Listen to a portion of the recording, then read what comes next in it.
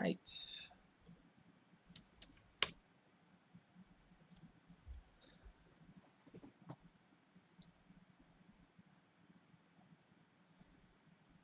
And welcome everyone to the Mechanics Institute on this Thursday evening. We got rounds 3 and 4 of the Thursday night marathon.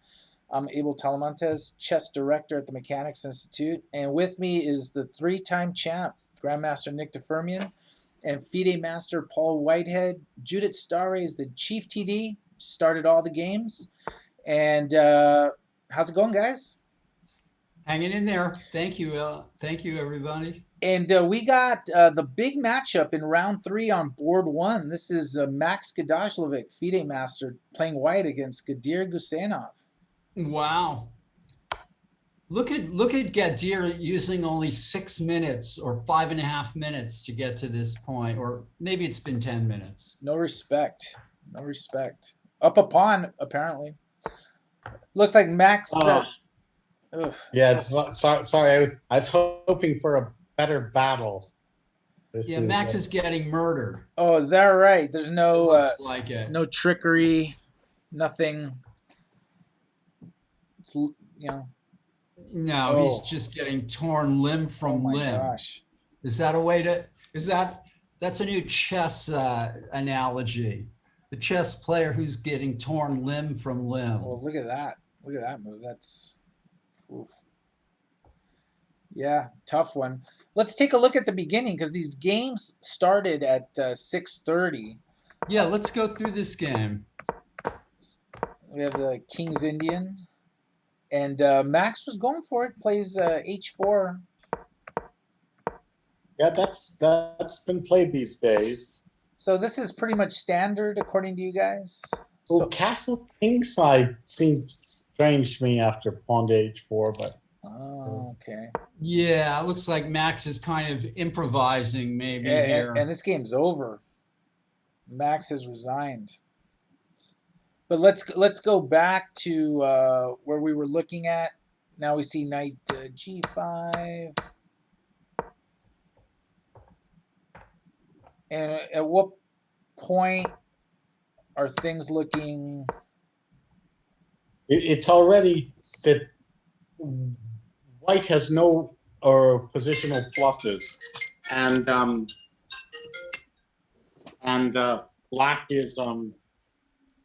has no worries. But so the only thing white can play for here is F4, F5, and that's going to lead. That's what he did, and that's what left his position in ruins. Yeah, and then Does that sum it up? make it sound like the collapse of the Roman Empire or something.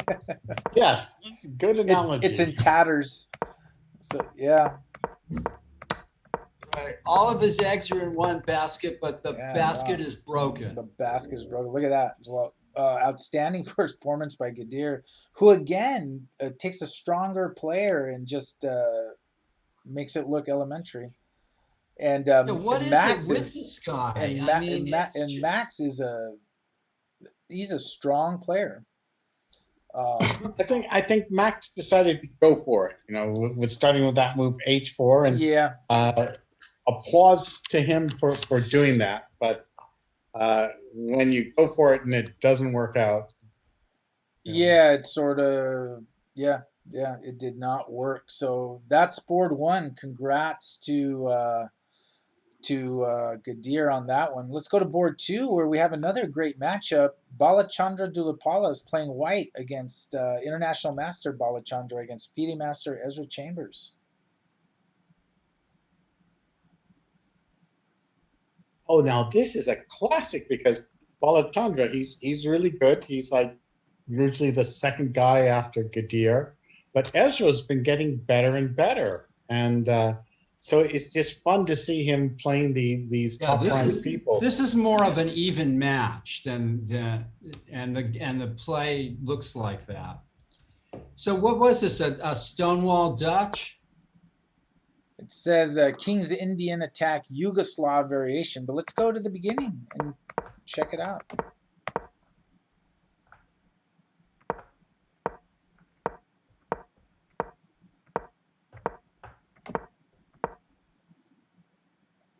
And what's the idea of Queen E1 here? Just pushing E4? Or? Yes. Yeah. Okay. Sometimes white plays E3 and Queen E2, but it's the same thing. And then I mean, if black plays carefully, usually has no problems in these kind of positions. Okay.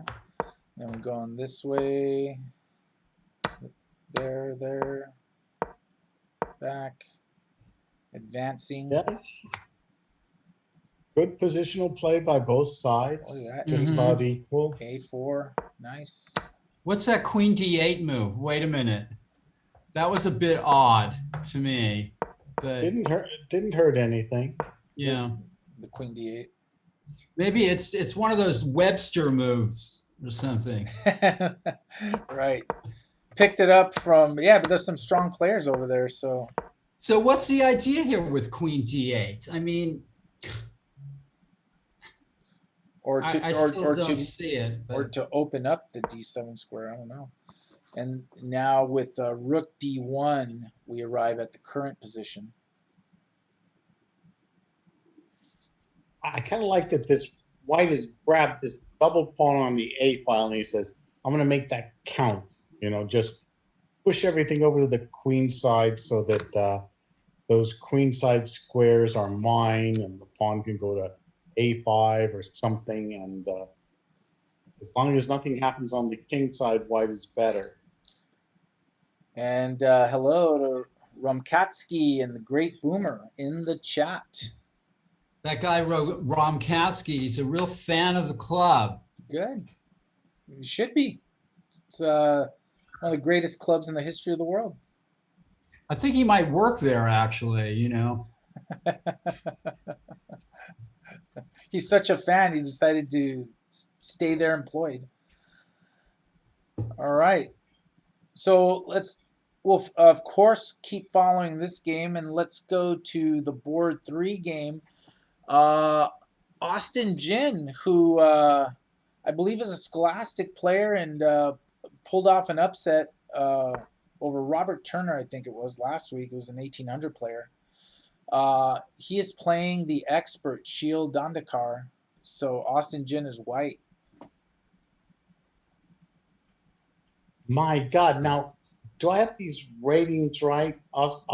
Now, Austin Jin, is that 1634 or something? But his actual USCF rating's 1318 against 2034. But I know I'm pretty sure Austin's one of those players that sheltered up during the pandemic, and he's probably a lot stronger than the rating suggests.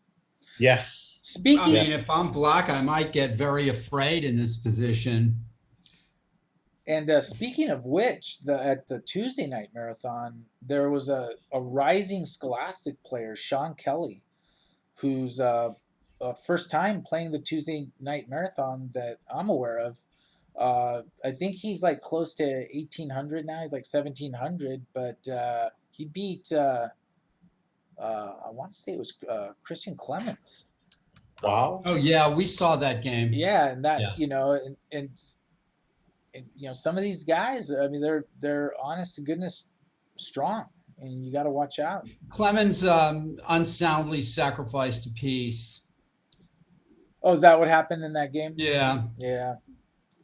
It wasn't one of Christian's better games. No, it was not. Yeah, he did not look happy.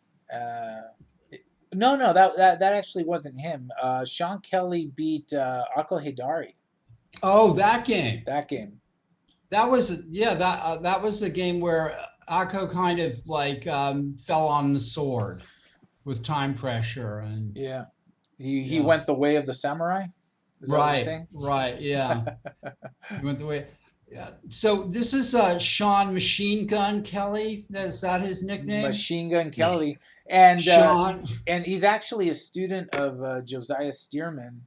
And actually, if my memory serves, I think I actually referred him to Steven Zerk, I believe, also the Grandmaster Steven Zerk.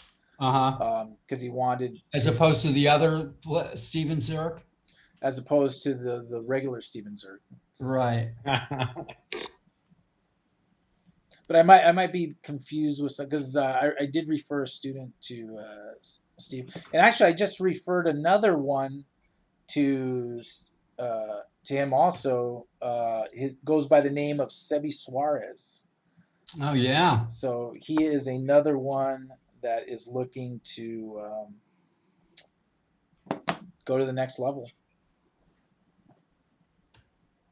It was great. I remember when we first opened up, and then there were his parents who came in, and we said, "Oh, we're Sebby's parents," and we had all seen Sebby online for so much, but he and his parents live was quite something. The standings for the tournament actually fantastic. So what do you Speaking think of about? which, Oh yeah. slow. I was just going to quip. chime in for about the position here. We're talking. I think it's the same person we're talking about right now. Asking me, "Hey, well, where's the darn pairings and standings?" Here So it is. Right here. Sean Kelly himself is slow, cynical quip. Is Sean Kelly or Sean Hayes? No, he's Michael. No, that's not. All these Michaels around now. No, he's talking about Michael Walder.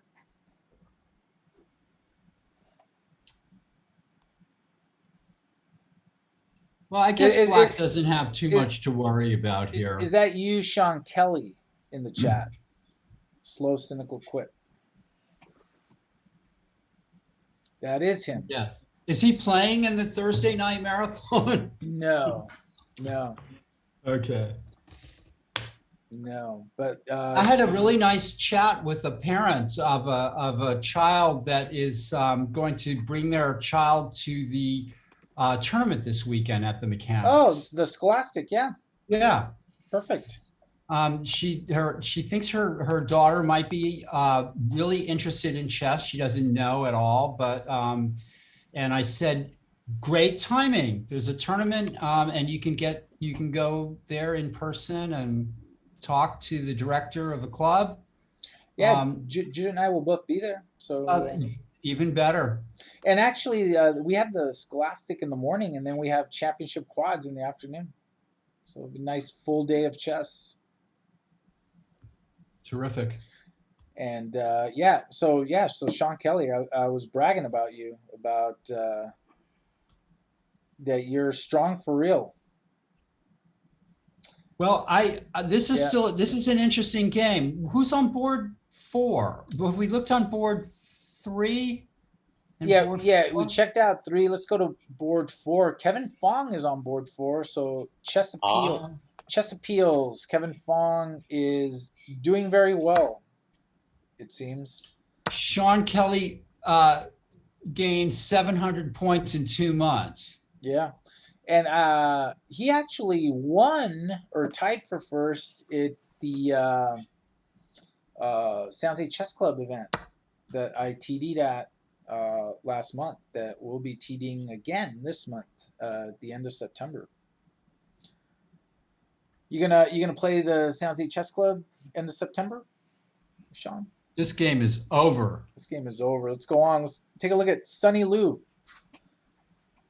So Catherine Sunny Liu playing white here against Matthew Chan. Matthew Chan, 1658 rated.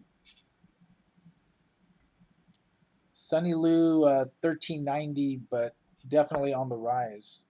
This is kind of an interesting position, Nick, huh? It is.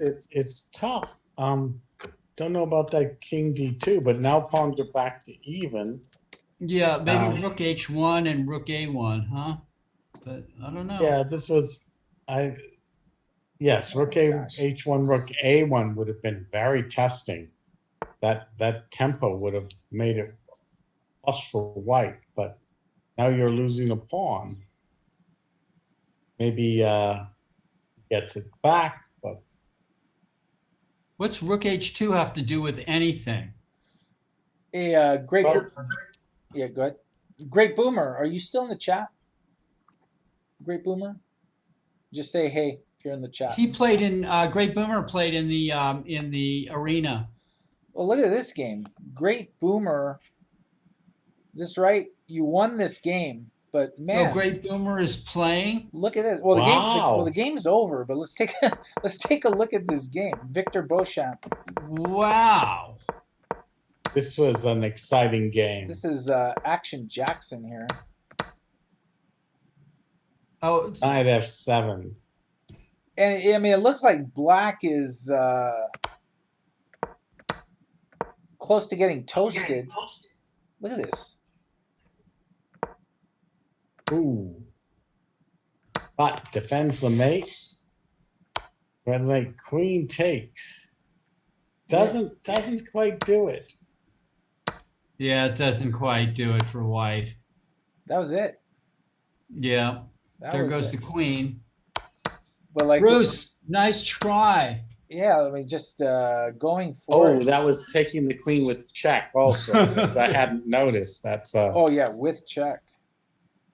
Yeah. it would have been bad anyway, but the check is just lethal. Yeah, nice game. Nice game. Got to check out the attacks. Great Boomer, we love that you play action chess. There we go. Let's check this game. Casimir Dudek playing white against Aaron Craig. Now, okay. Looks like white's just avoided mate in one by playing c3. That would be correct. That's an accomplishment. Okay. You know, didn't grab that bishop on b7 and regret it. Right. So the white king is loose and black must be a lot better, but okay, it's still a little tricky. Yeah, their pawn at h5 is hanging too. Maybe. Yeah, white's got weak pawns. This should be better for black. I agree, Nick. And for everyone watching in the chat, we have championship quads starting at 3 p.m. this Saturday. The last championship quads we had last month, 44 players. We had nice two quads where the players were 2,000 plus, and we had players all the way down to like 1,000. So it was a great showing. Even Grandmaster Patrick Wolf showed up and was just watching the quads. So come down to Mechanics this Saturday. 3 games, USCF rated. Get your quads in a half a day. 3 games. Only at the Mechanics Institute. Get your quads, you know, sounds like come get your fries. Come get your quads. Come get your quads here. Let's go board 2. Time is ticking on Balachandra Dulapala. 6 minutes left. Ezra's got 12. Oh yeah, okay. Let's stay on this game for a bit here. because you know Balachandra, he's higher rated, the established player, but you know, young Ezra is just coming up. And that rook and pawn endgame of Sunny Liu ended in a draw. Okay. Seeing that ended in a draw. And Michael, I want to say that San Francisco, we're very cautious over here. It feels very safe to me. You know, everyone's wearing a mask and doing the best they can. And over 80% of the population is vaccinated. So come on out when you're ready. Yeah, we will be there. We got the windows open and all that. But I'm sure Elliot's telling you all about it. Yes. Don't believe a word of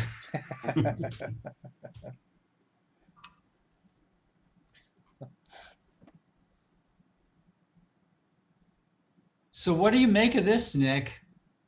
No, it's from the beginning. It's been tough. You know, it's there's puzzles for both sides. White has to be really accurate to hold the advantage, and so it's harder to play white because once things go wrong, it's easier with black's nice kingside pawn structure. So if I'm black here, I want to play h5 and h4. And then I'll take on G3, and then I'll be able to really loosen white up with E3 or F4 or something like that. I'm just trying to think of a plan. Yeah, anything you do for either side can weaken your position. You know, if white pushes some of the pawns around his king, that king gets weak. You want to advance. White has to very carefully try to take squares on the queen side, but each move will take a good deal of thinking.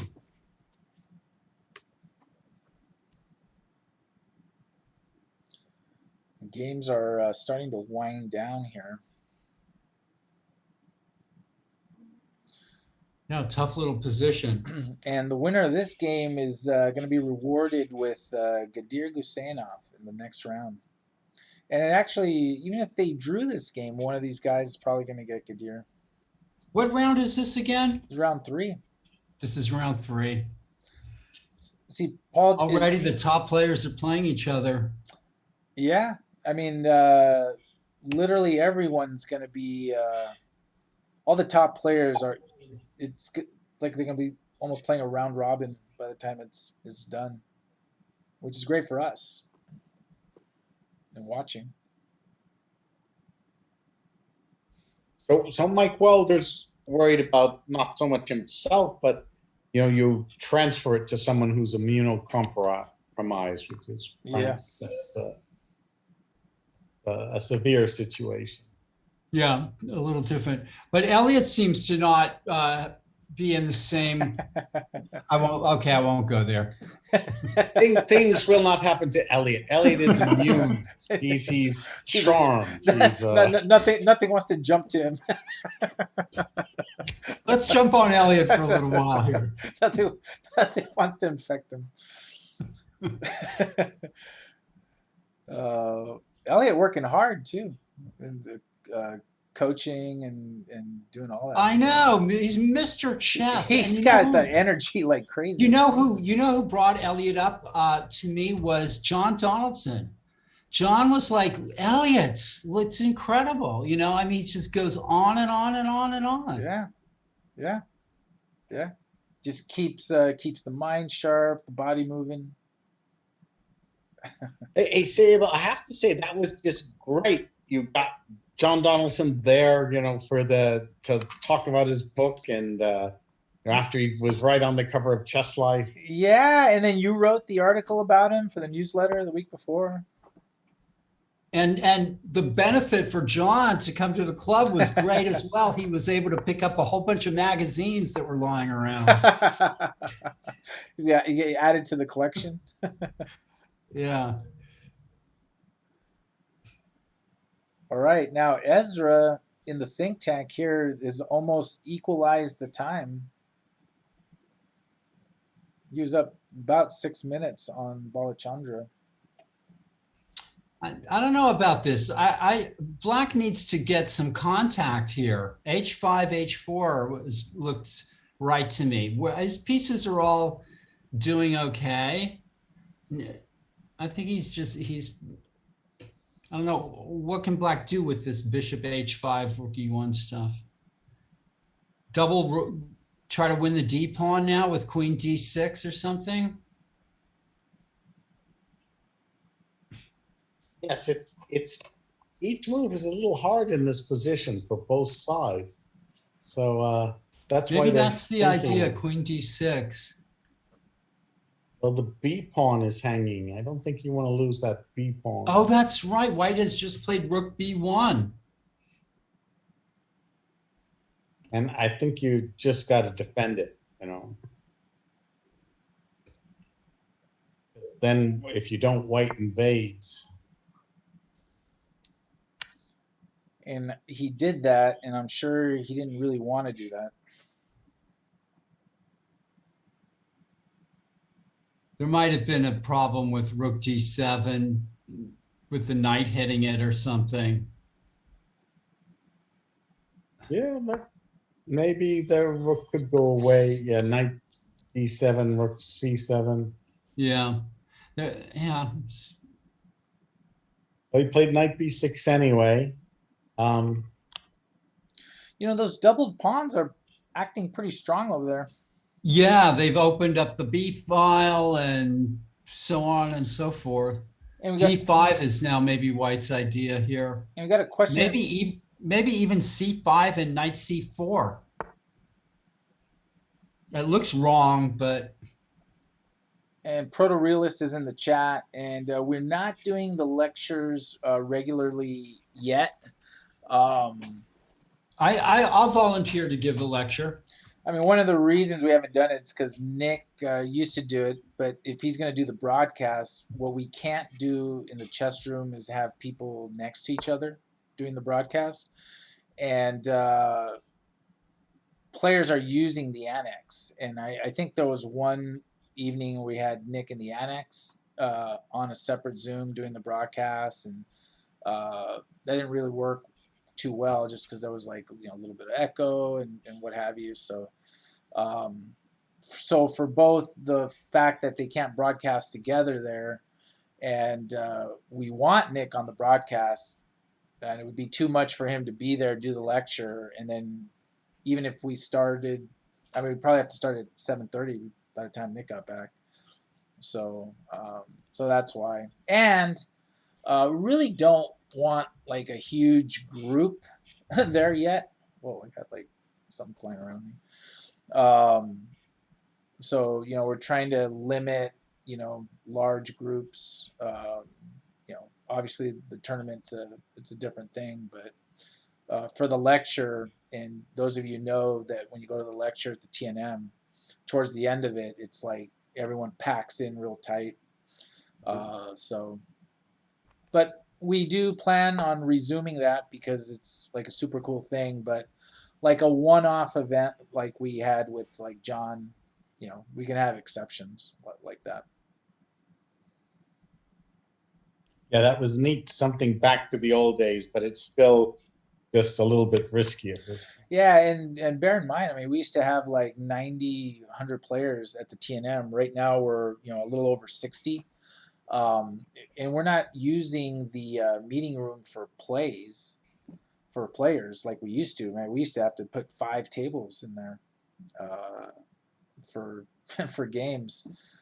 So that's been helping too, to have all the players in one room. And yeah. So Sean's asking, how do you start active play for White? Is that through D5? And that's what he does. I mean, he had to, I think, because Queen G7 was such a strong threat for Black there.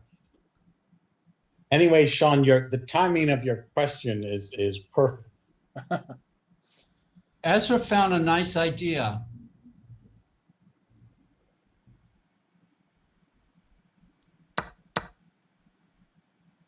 Well, if you trade and get greedy, take the pawn. That bishop on h5 is not in play. That's kind of the worry. Yeah, Black's minor pieces are on both sides of the chessboard. Yeah, they are on the rim. But I think Black just has to be greedy. Take twice on d5. What else can you do?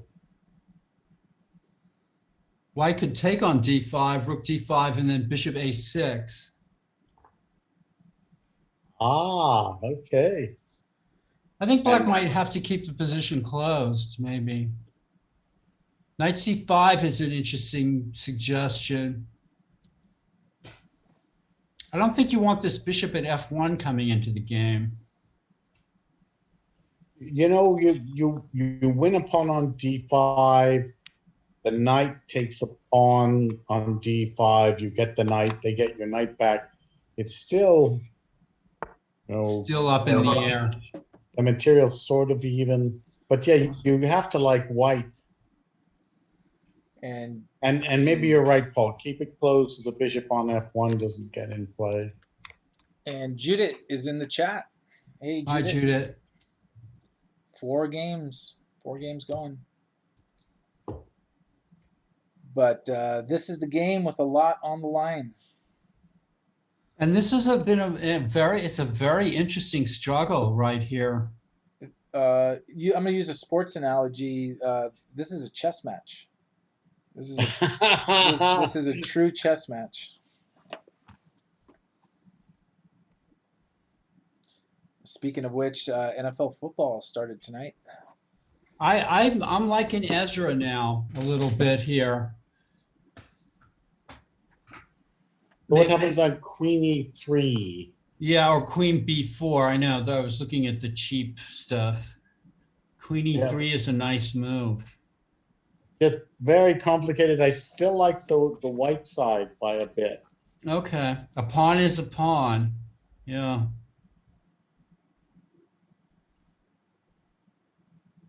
You know, none of this discriminatory thing. Just because you're a doubled pawn, that people don't like you. You know, there's laws about this stuff.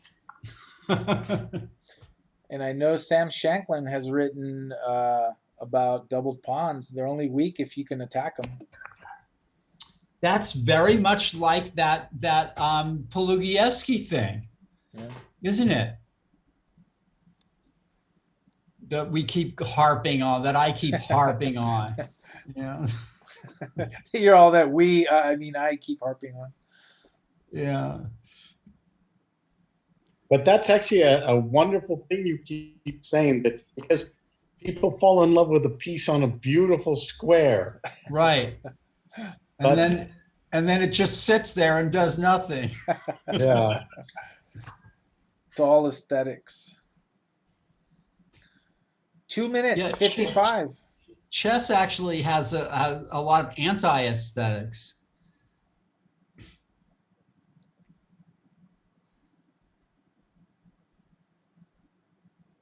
Yeah, Sean, Queen B4. I mean, that's a pin. A pin is a pin. Rook C1. Well, on Queen B4, Black could play Queen FA, maybe. It's sort of rook c1 should the knight move out and then you start advancing pawn. Like, what is the... I have no idea. I can't, you know, Black is clearly not going to take on D5. So it looks like almost a wasted move. Is Black loading up for a kingside attack here? Well, I mean, what's White doing? E5 is interesting. It looks good. As long as Black doesn't take on D5, and he seems to have gotten that idea. I won't take on D5. Which, yes, what is White's plan? Rook C1 I didn't like so much, but if you just give Black time, Black will be in great shape. King H7, Bishop F3. Black now has this kind of clear strategic plan of just playing G5 and F4 and E3 or something like that. And time is something Balachandra does not have a lot of. 2 minutes. Ezra 3.5. White seems to be sort of just playing. Now's the time to play G5, like Mike Walder says here. The rook comes to D2. That's where Balachandra wants it. Play it quickly.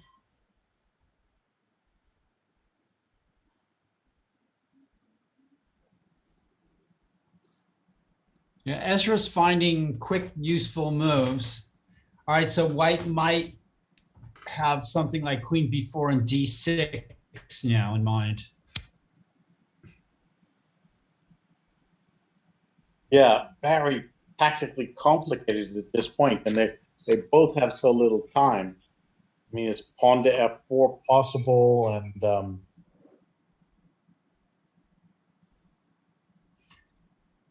It's like a 5-minute game. You know, the players play really slowly and positionally, and then as soon as they get under 1 minute each, they just start the tactics start. You know?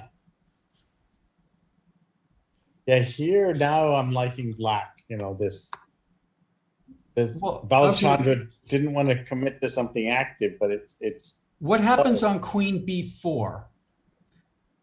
Well, it's black's move Oh, it's first. black's move. So let's say f4 and then queen b4.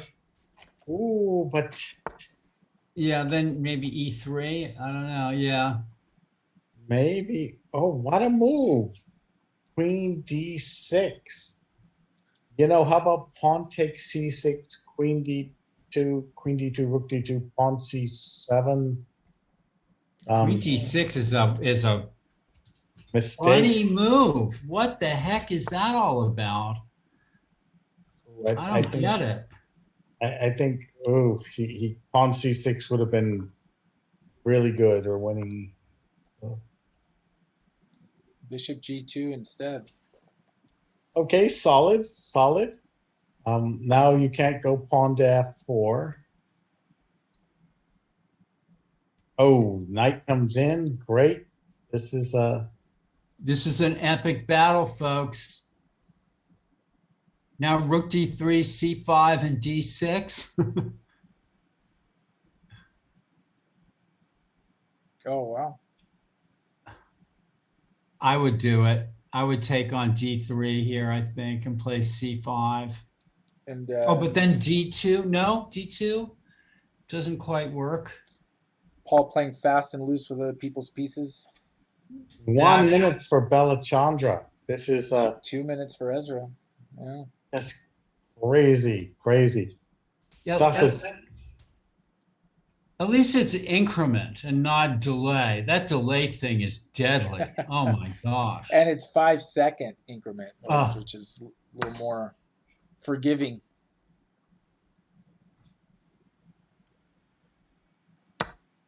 Wow, white keeps attention with rook e3. Now black takes on d5. That looks well timed, I think.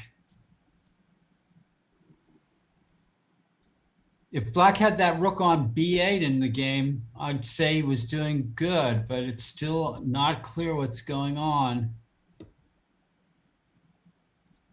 Getting to almost a minute each. Why did Ezra take on d5? afraid maybe a pawn to c5 or Oh yeah, that idea again, rook d3 and c5 maybe. again, hard to play moves for both sides. Looking good for black, but pawn to h3 or something. The black rooks can't get into the game. Hard to play. 1 minute. Ezra now under a minute. Wow, this is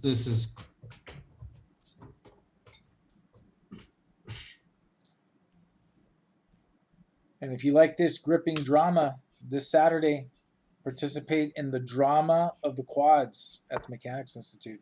Knight c5. Oh, you know that beautiful knight on d3, which Poligevsky would have hated, has moved away. it couldn't find anything, it couldn't find anything to do on the beautiful square.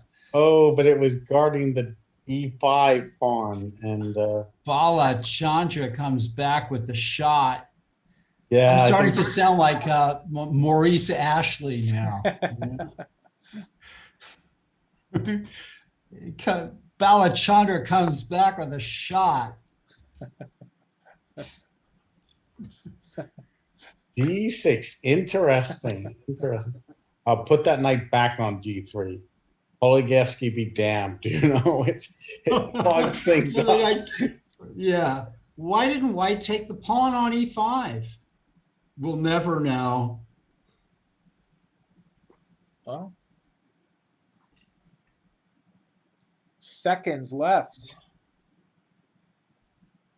I think Ezra's in trouble here. Well, knight d3, just play it. Throw it in. Oh, that's a passive move. On principle, I don't like it.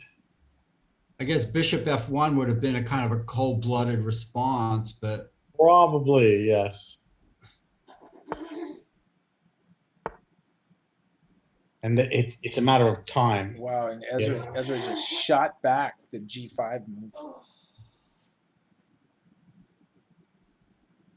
Good. Ezra's And playing. Now he's That putting gets the- pressure on. that gets the bishop back into play. Still anybody's game. Looks good for white, but seconds left. And Ezra's playing quick now. He's putting pressure on Bala Chandra with the time. I like rook e1. That's a nice looking move. I like what Ezra's done. Just guard your king. Ooh. Oh, this is. Gotta be. G4. Like it. Going for the e4 pawn. Yeah. Wow, look at these.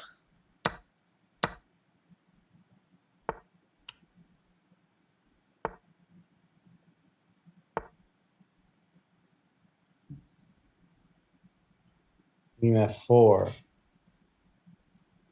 Yeah, they built up a few seconds with all those. Oh, now 95, right? Oh, no. Yeah, 95 works. Yeah, white is in control. Knight takes e5 works without too much calculation needed. I think that was better. Knight b6 is a safer move, but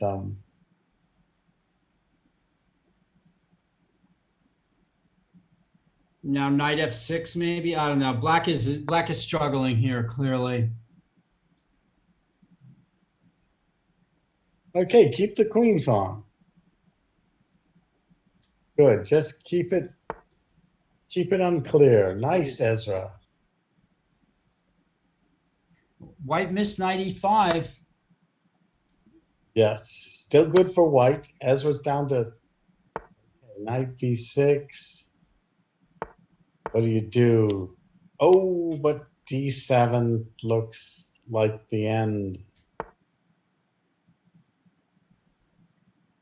Rook e8 accomplished. Oh, queen f2 check. What's going on? Oh no. Oh no, it was pinned. I'm sorry, it was pinned.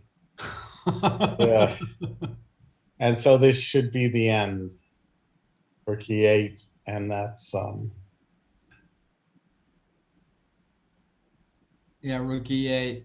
Wow. Balachandra kept his head. Yeah, got it done. Excellent game. oh, but a fight, such a fight. And what happens after Rook f8?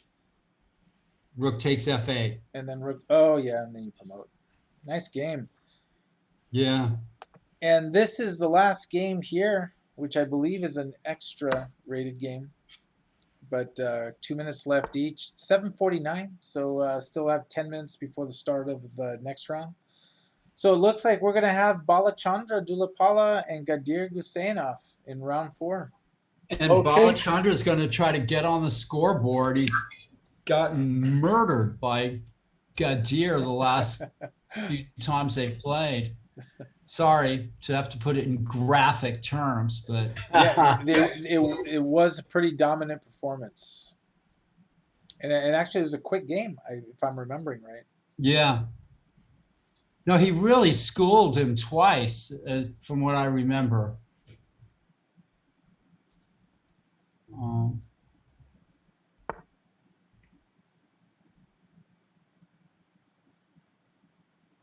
Oh, what a move. F4. Well, this game. Oh, Oh bishop. no, is this E5 Charles check. James? No, this is Ian Lau playing black against. I like that screen name. Just plain. Charles. Just Charles. Is it Charles James? Yeah, it is Charles James. He just played an ill-advised move. Now, do they see bishop d4? Well, he did not. Great. Incredible. Oh, but he may play bishop h6 looking for mate instead of bishop. Oh. This is the old comedy of errors. Okay, all right.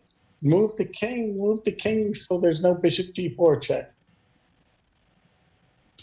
Black overlooks bishop d4 check. I guess that's just what happens when you overlook it once. You're likely to overlook it many more times. And your opponent also regarded it as worthless. So He did it. He moved the rook. for I- double blindness. and All right. I almost think that he noticed it because he immediately played bishop d4 after. Okay. All right. Fair enough. Fair enough. The equilibrium has been maintained. Yeah. Black is the only player with winning chances here. If he can somehow muscle this pawn into the game. Ye of little faith. White will have his chances. Well, that's of course that's true. If the Mechanics Institute has shown anything, everyone's got winning chances. So- Everyone, remember that song, Everyone's a Winner? That old disco song? everyone's a winner. Oh, that's a fantastic song. It's by some English disco band. Everyone's a winner, babe, that's for sure, Oh. What happened with the A3 here? Oh, look what Charles did. Okay, now that yeah, Charles lost the exchange. He had a nice cheapo. Good to hit with the rook than a pawn up. Black finds the most sophisticated way to win at the exchange when he could have won a piece, won it in quite a different way. No way. Oh, okay, Charles. See, Now- this is an interesting moment. The amateur thinks that it's better to give away a whole piece than to lose the exchange. I've seen this over and over and over again. It's a way of thinking that. Now, this is bishop and wrong color rook pawn, you realize. Yeah, and then Oh, what's with King G5? and he hung the pawn. Just give away your pawns and it's a draw. And it's a draw. That's true. But don't let the black king come up.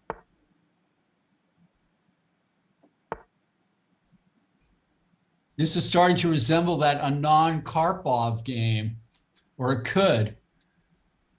You really have to see that game, Nick.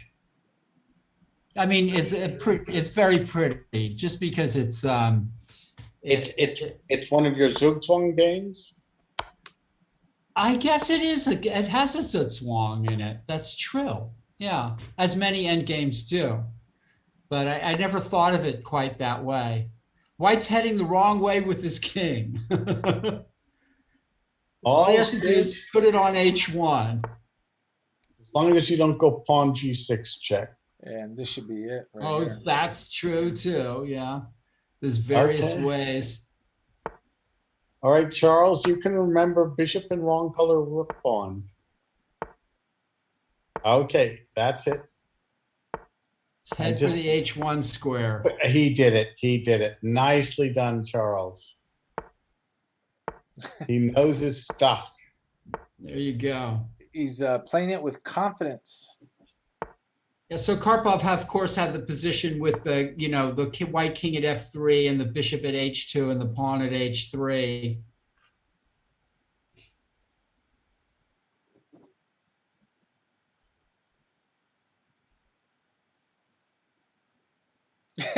And Black's like, okay, how do I try to trick? Yeah, there's nothing to be done here. Nothing to be done.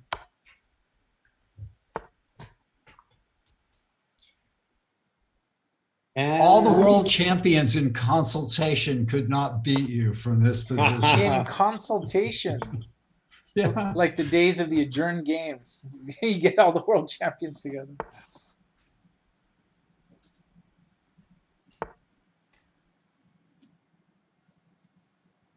And let's see if Ian concedes that it's not going to happen. Oh, he'll keep trying. Keep trying, but Charles is not fooled. And Charles is offered a draw. Okay, fair enough. But I'm pretty sure Ian's a scholastic player that is determined to see it through. We could be here for another 50 moves. Is that what you're saying? Well, he offered a draw now, so Okay. Good game. Good game. Action Yeah. chess. We should have the pairings up shortly for round 4, and the Nice. round starts That's in four a nice minutes. game to finish the round. Yeah, and touching on something that I mentioned before in a previous newsletter, it's you know I have a deep appreciation for like the club level games, right? Club level, I'm talking about more players in the like 1,000 to 15, 1,600, 1,700. It's like these games are exciting because of the possibility of error, right?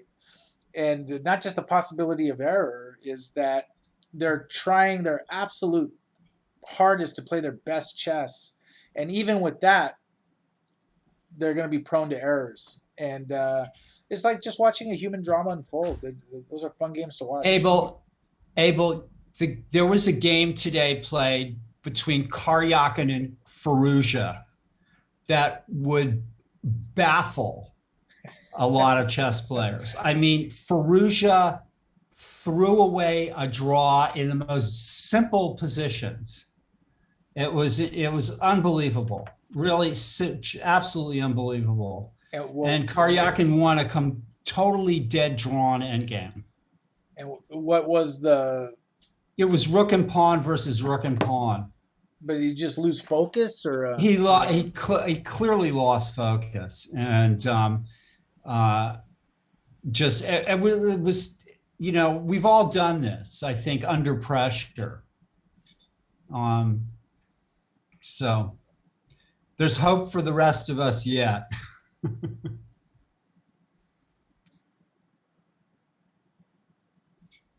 Oh, this is hilarious story. To gamble on a 1,500 players games. Yeah. Now, it's funny because others have proposed, is there a way to gamble in chess? The difficulty is that a lot of chess is calculatable, right, at the highest level. But when you truly have, club player where it's club player, I mean, that you could much more easily gamble on that because they're not finding the strongest moves. Right. So you sort of you're picking one nag or the other to win the race. It's like the horse race, right? Right. Yeah, I mean, for instance, Paul, would you have bet that Charles would have made the draw there? No, because of that bishop d4 check was sitting there for so long. There you are. There you are. But Nick, I know you would have taken you're a gambling man. See, and I'm not. That I've never been a gambling man. It's really funny about me. Yeah, I'm a gambler all the way. Like I all know. the way. I realized early on I don't have the nerves for it. I don't have the, everybody got into backgammon and poker and all this stuff and or playing blitz chess for money even. I just never liked stepping into those waters. T minus 1 minute, says Judith. For pairings? For the round. Okay. Can I take a quick break? Yeah, go for it. And then the All games right. will start. I don't think the pairings have been updated on the page yet, but probably in the Google. But the games should be popping up, so we'll be following those games as they come up. It says, "Are you ready?" Let's get ready to rumble. Let's do it. Gadir White. My guess is against Balachandra. Okay, so I don't know if we're allowed to bet coffee lattes or something on this. It's Let's bet the sugar on top of the latte. Let's do that. And here it is. Board 1. Oh, it's okay, Balachandra. That's E4, knight C6. okay. Mix it up, but Gadir is nonplussed. Sorry, it took him 5 seconds to reply. And look at that move. He doesn't challenge that. He just makes his own move. And look at that, A3. Didn't that happen before? That's his special variation. And we have Mike Wilder to comment on it. Yeah, yeah. Again, yeah, that's right. Yeah. They've already played this variation, Gadir and Balachandra.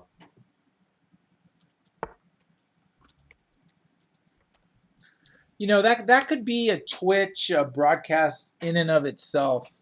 Watching GMs make bets even during game on the games of under 1,500 players, just to see the fortunes come and go by not seeing the bishop fork check and things like that.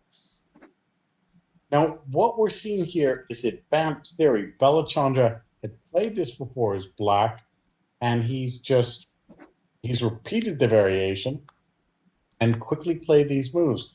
But Gadir, not backing down, he's instantly playing his reply. So we are seeing a new theory. And Mike Walder saying Gadir knows this. So whatever adjustment Balachandra did,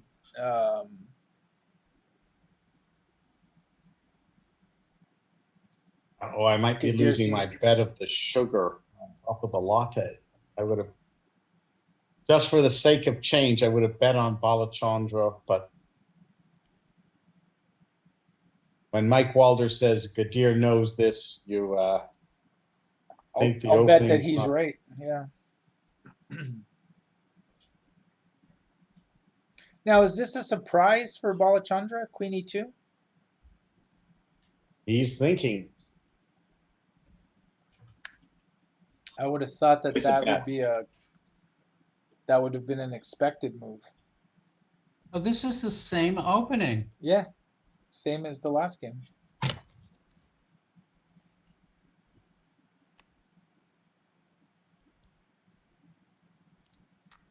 White has more pieces out.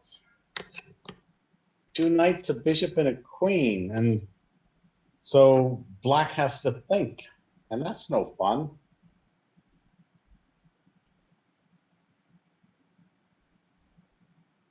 So Oh, thinking is no fun. Thinking is no fun. Gadir knows this like the back of his hand. And look at this game. What is going on here?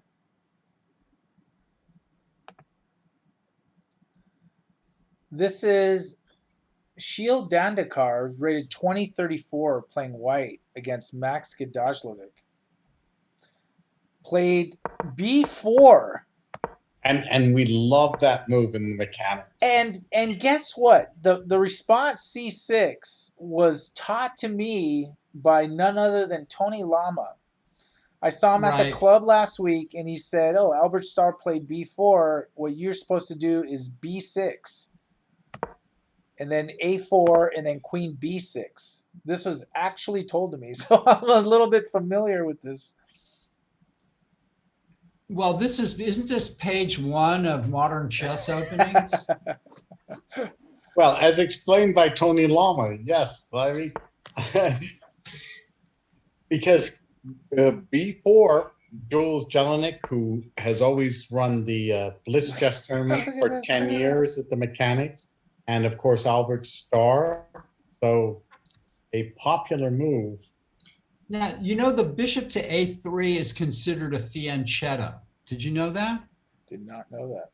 Yeah, if is played to the B2 or A3 move are both called fianchettas, technically, I think. Well, I want to throw in a theoretical move here, since this is obviously the hot opening of theoretical of the 21st century. Well, yes, if you had been in the club, paying attention to Tony and Albert Starr and everybody.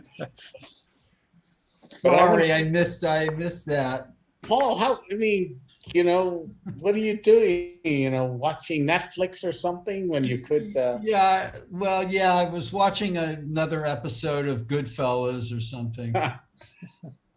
oh, but I don't like this move. I think White should have been brave and gone pawn to b5, offering a pawn sacrifice, and Yeah, and then follow up with knight c3. That would have been a great idea. it's almost like a good Benko gambit, but this pawn to c3 is passive. And what did you look at any of some of the games today played in St. Louis were hilarious, Nick. Kasparov crushed Shankland. There are some really funny games. I always root for Sam, I have to say. But he turned around and crushed Wesley So. Okay. Shankland is doing quite interesting, and it's an interesting tournament, and the games are wild and being, won and lost in a handful of moves. It's really interesting. Players are playing with total abandon. Reckless abandon. Reckless abandon. And Mike Waldo was in the chat saying that there's a thin path to equality for black, but it's just full of traps. You have to play it correctly. Well, then Balachandra will probably fall into one of them, right?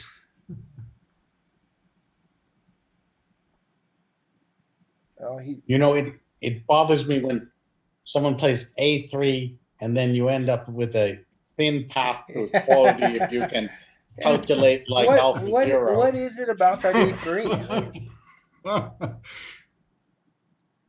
A3 is like the secret sauce, the secret ingredient in the sauce. It's like it discombobulates you. It's like that orange sauce, that Thousand Island in the Big Mac, right? It's like, yeah, it's like angel dust that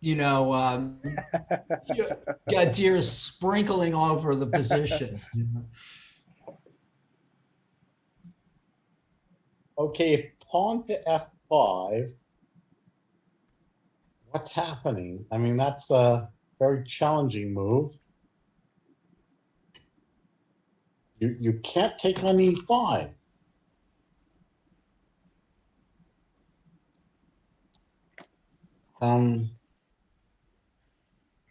So you have to move the queen and then pawn to e4. So that looks aggressive enough.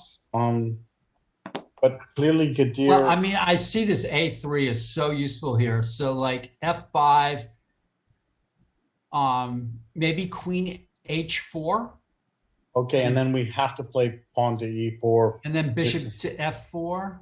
Oh, and your queen can't go to B4 check. Yeah, so the queen has to move. But he's saying queen E2. Well, they have analyzed it. You're getting world-class analysis from Mike Walder and Gadir. So okay, here comes queen D1 check. No, it doesn't work.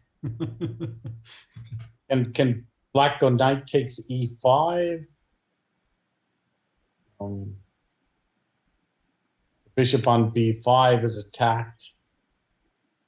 Can, right? Queen takes E. Well, so knight E5, queen takes E5, queen takes C5, knight takes E5, bishop B5, knight F7, and there's no bishop B4. That A3 move just comes in handy every time. But if bishop takes bishop, you can just do rook takes bishop, right? Okay, well, we're going to see this. This is tactical. Well, if queen E5, black can play bishop takes B5. Yeah. Because queen B5 is met by queen D1 mate.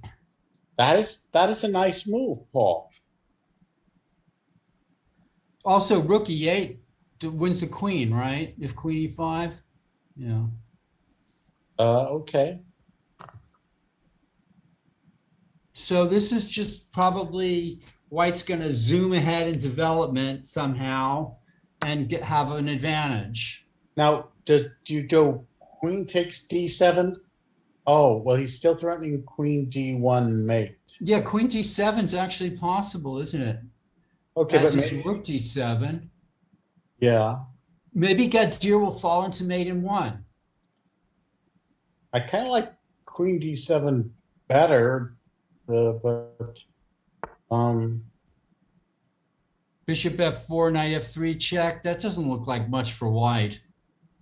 and he didn't care. He did bishop e3. So again, quickly, so Mike can probably tell us that this is their A preparation. forced win for white. Yeah.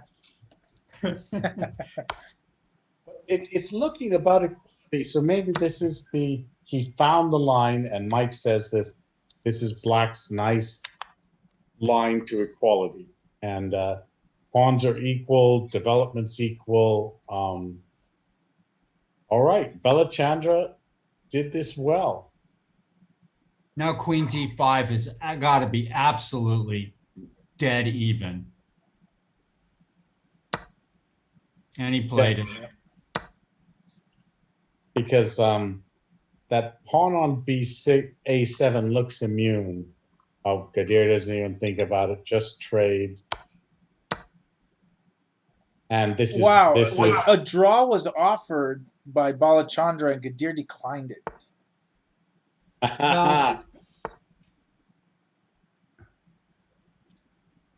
Gadir probably thinks he's dead one now. Still theory, says Mike Walder.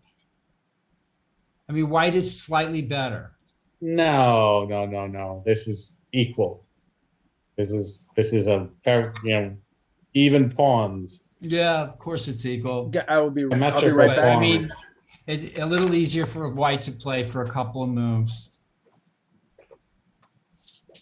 Maybe All right, Black will start putting all his pawns on dark squares, right? I'm going to bet my coffee, or the sugar on top of the coffee that Bellatron draws.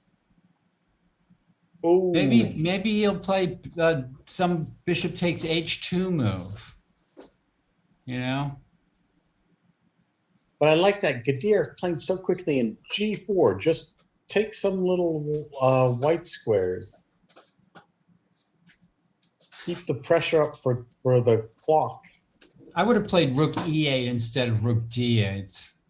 I agree. I think you lost the tempo. And then move the king up to d7. Yes.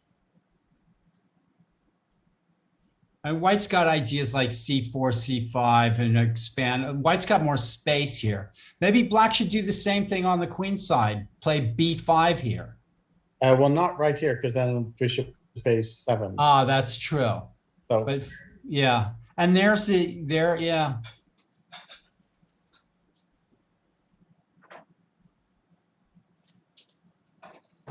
it's just he had brilliantly equalized, and rook d8 just lost one tempo. Oh, but they agree to draw. Anyway, okay. It's a lot to expect that, All right. Well, we've got to wait for Abel to switch up the games, but that was that. Maybe Gadir needs to go back to the drawing board on this variation, or he's holding something back, or whatever. So the game's a draw. Balachandra had prepared very well. He believed in the black position and found the line to equality. Right. Wow. And now every mechanics club player knows it. Not that they'll be able to, not that it will help them one iota. You're going to do it at the TNMs against somebody.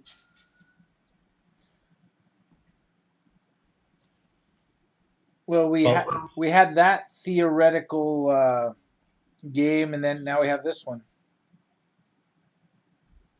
What I like is this is a new theory. It's so unorthodox. It's not what's happened for the last 100 years. And it's more fun to watch. We should do something in the newsletter, and Lex just gave the title away. You should just put A3 double exclam. Like what could possibly that mean? And talk about Gadir's 2 games. Yeah, I mean, yeah, it's probably, well, we should get Mike Walder to write the article. Yeah, Yeah. because there's a The reason secret that can be like the Gadir files or something, you know? the answers are out there. The answer's out there. Uh, Oh, that's like Jim E. exactly. Yeah. The answers are out there. That's actually pretty funny. And then the music before the broadcast. And the broadcasters are pretty out there too. The guests are the guests. Yeah. But yeah, his interview with you was the winning award for him for chess broadcasts. No, no, not at all. What was that? He got an award. It was best website, I think. Right. Best website. But it wasn't particularly he didn't win an award particularly for his interview with you. I doubt it. I highly doubt it. But no, he got an award from the Chess Journalists of America. I think it was best website. Awesome. Yeah, best website. That's fantastic. Good for Jim. Let's take a look at Ezra's games playing Coach Joe. Oh yeah, we got to look at Ezra's game.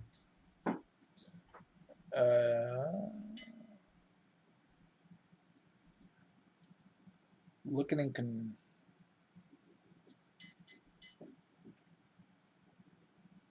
So I'm guessing a piece was just taken on D5. yeah, that would be right. And white has the 2 bishops. And you want to take with the bishop positionally, but rook f5 may just be a knockout blow. So Yeah. you had to get the isolated pawn. Would it have been though? Rook f5, queen g6, rook g5, queen h6. Maybe this is not much better. Wow, rook f4 looks really strong. It's kind of the same. Ooh. Same difference there. What does black have to do? I mean, it's rook h4 is a terrible prep.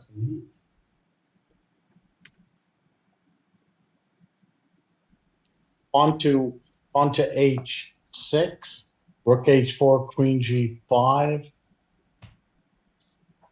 That looks like it works.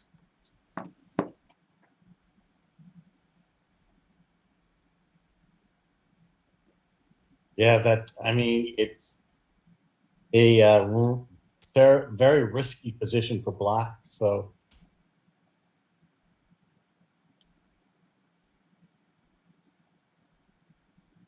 Yeah, might be a tough nut to crack. And check out this position. I would have thought this would be a really Well, interesting. h6, bishop h7, check, king f8. Oh, can't go to f8. We'll switch back to that game, but let's check in on this one. Aaron Craig playing white against Sonny Liu. Look at these pawns. yeah, Mike, bishop h7 check. Maybe you can just go king h8. Strange.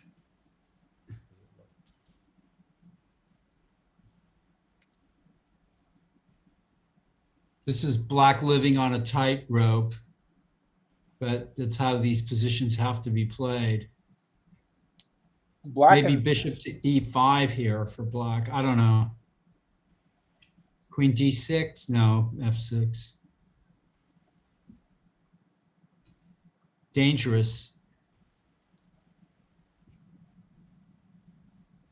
let's go back to the big board 2 matchup.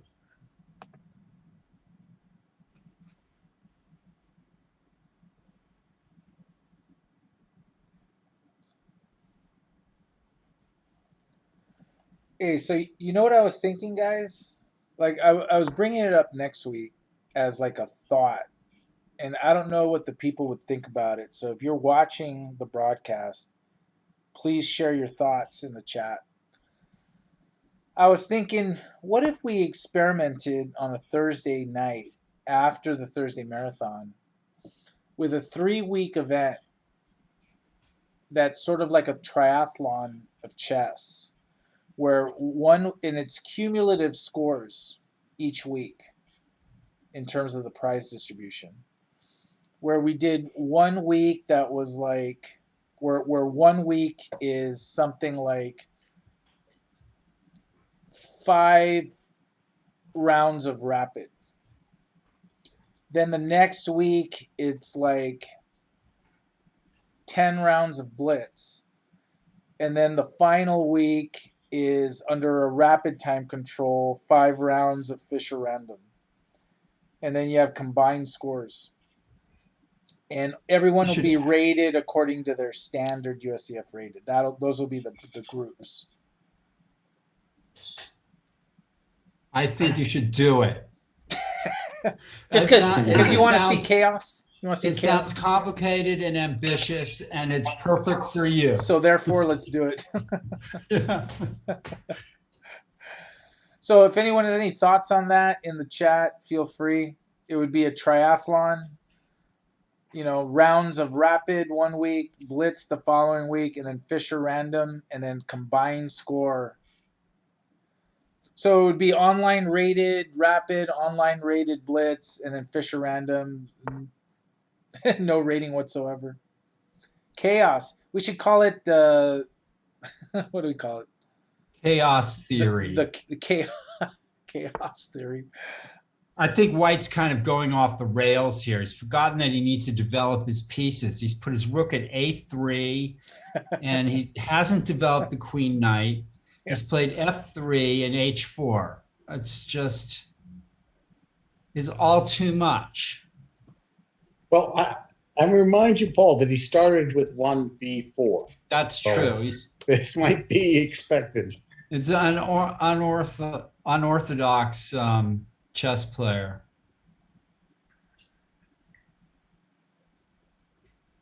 That's right. Those B4 players are a breed of their own,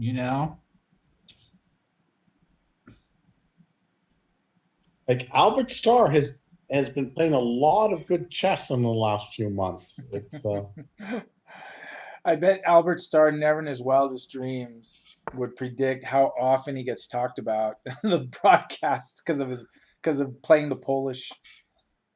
You mean the orangutan? Or the orangutan. Or whatever. Plays crazy stuff.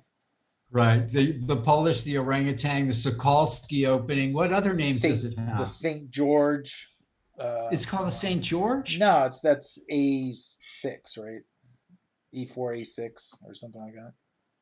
I thought the St. George was the dragon. No, I don't know what the St. George is. Yeah, it's A6, B5. Ain't it, Nick?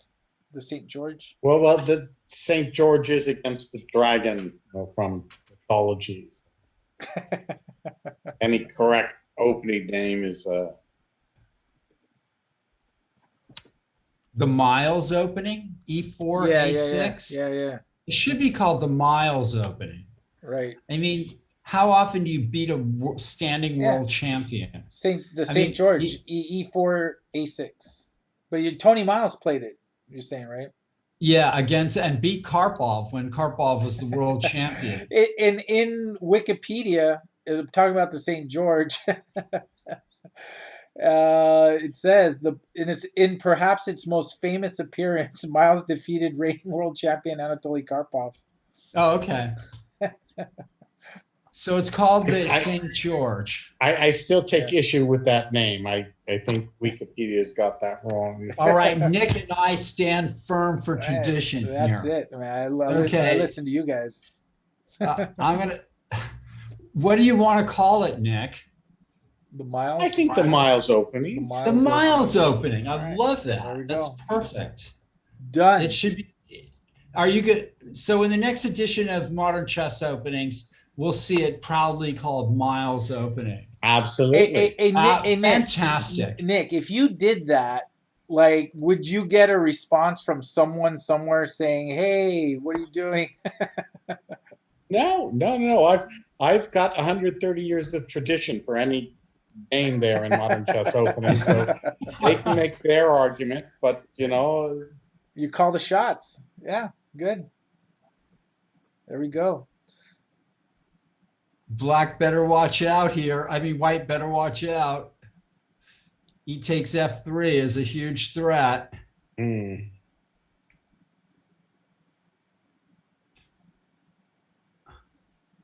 Yeah, we have to ask Albert Starr what he would do here. This is Yeah, maybe pawn to c4 to guard the e3 square, yeah. but it's looking risky. Starting to looking loose here for white. Too many pawn moves, starting with the first move that he made on the board.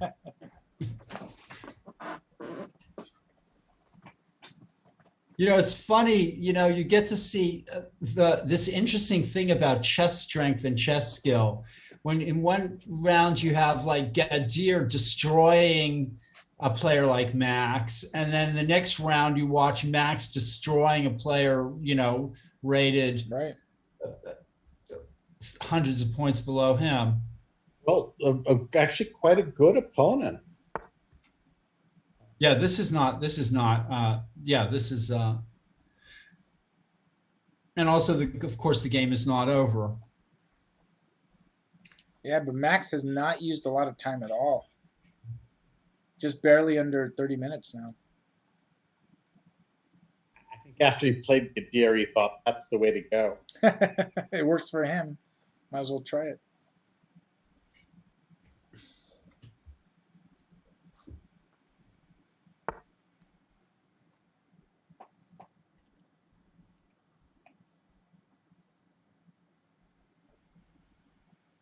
Now, all these kind of loose things for white, the pawn on c4, the pawn on e3, the possible capture on f3, and The rook at a3. Yes, that can just hang. There's captures on c4. I'm wondering if we did this triathlon tournament and we offered something that's kind of cool, whether we would get stronger players to come and play the online, just because it's kind of cool, right?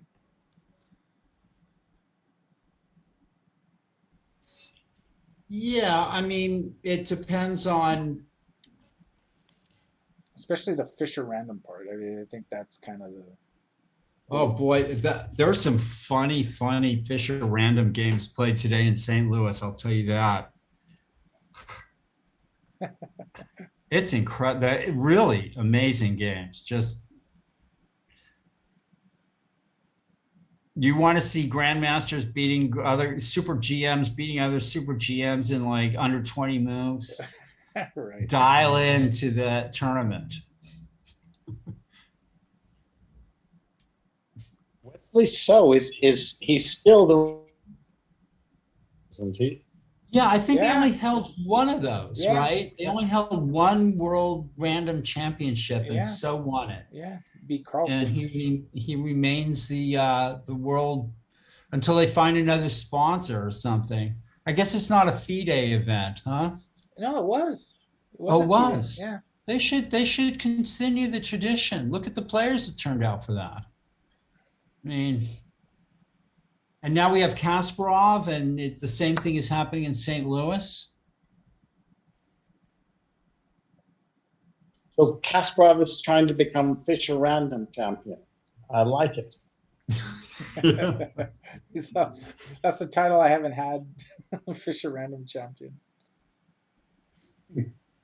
Anybody can have the world championship, but I want the Fisher random championship. Well, I mean, there's something to be said about, sort of the purity of it, right? Because, there's the opening preparation is pretty much out the window, although I'm not sure about that. That they might actually be have some of these openings already figured out. Yeah, but it's so Well, hard. I think you should write a book. You know, the Fisher random chess openings. And then I could say whatever I wanted. Yeah, modern Fisher chess random openings. I could say whatever I wanted. uh, Nick, that's it. that is it. You've got another magnum opus to work on. Modern Well, Fisher random chess. I would have suggested that to John, but he just wrote a 700-page book, so he's. And he says he's got 2 more he's finishing up. 2 more books, not pages. Well, he loves books. You know, he's collected them all. He worked in a library for 20 years. He's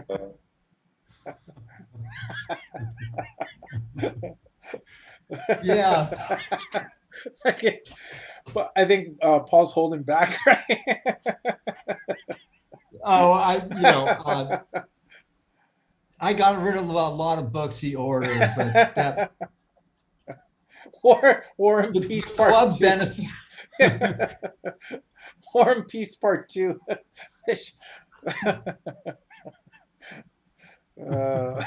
part two. Try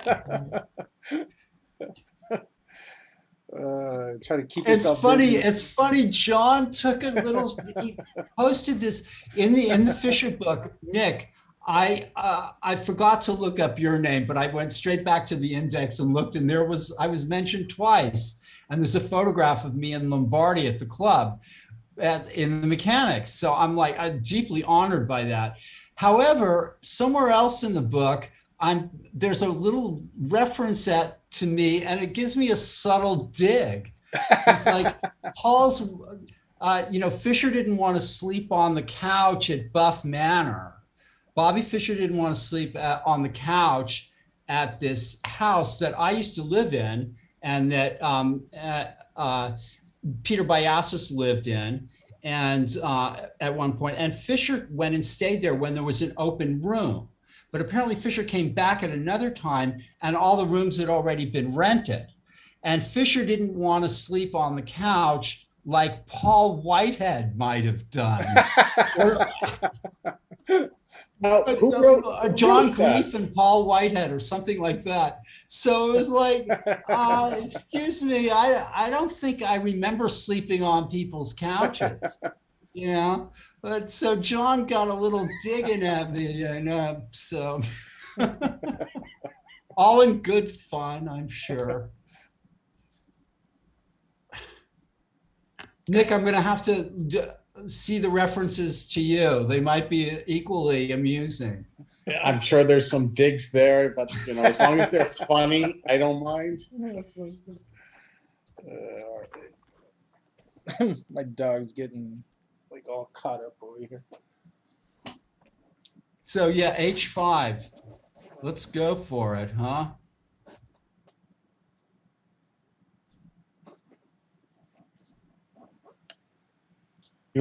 Max has played a normal sort of game.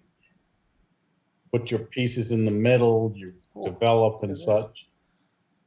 Hey, check this game out. Bruce Hedman, for better or for worse, delivers action games.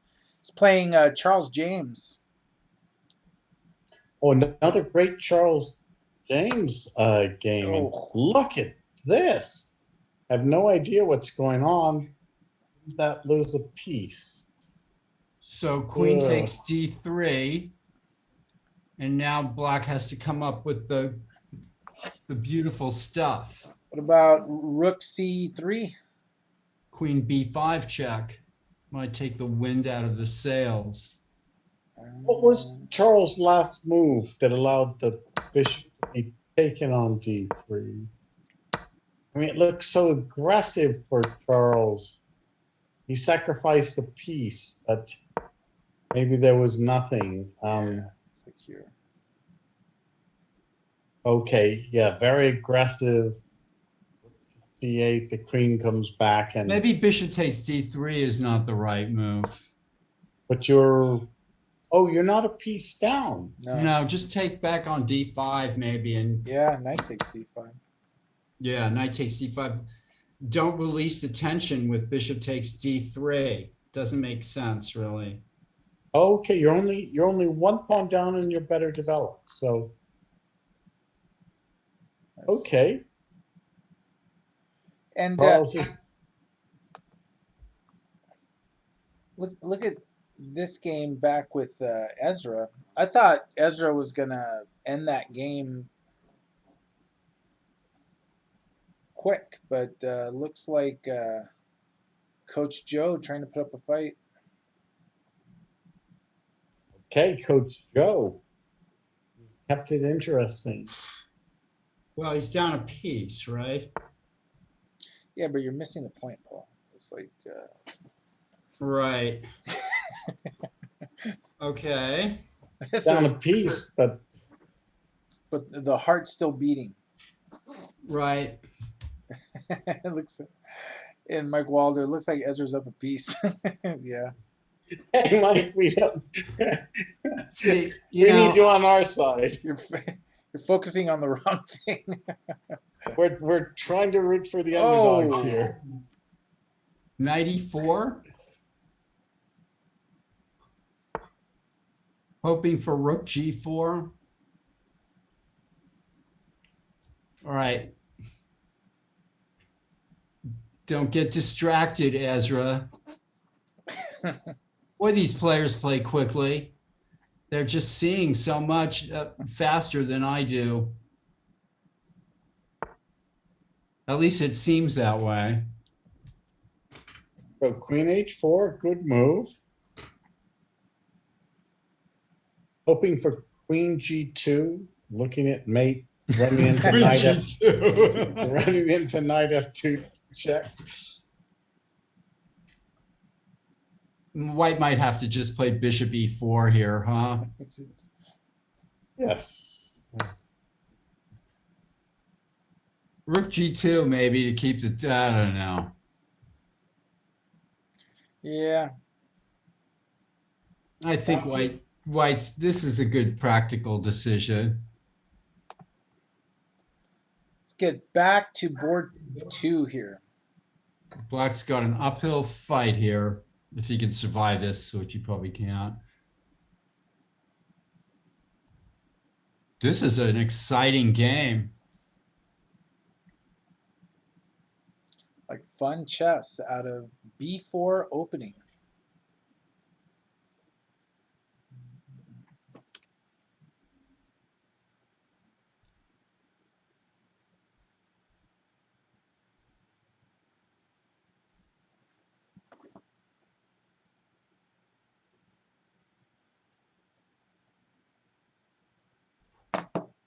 Yeah. So what happens if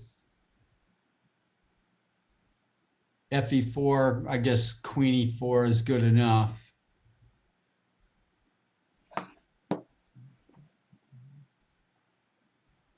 Knight takes F4. Yeah, for Queen E4. Yeah.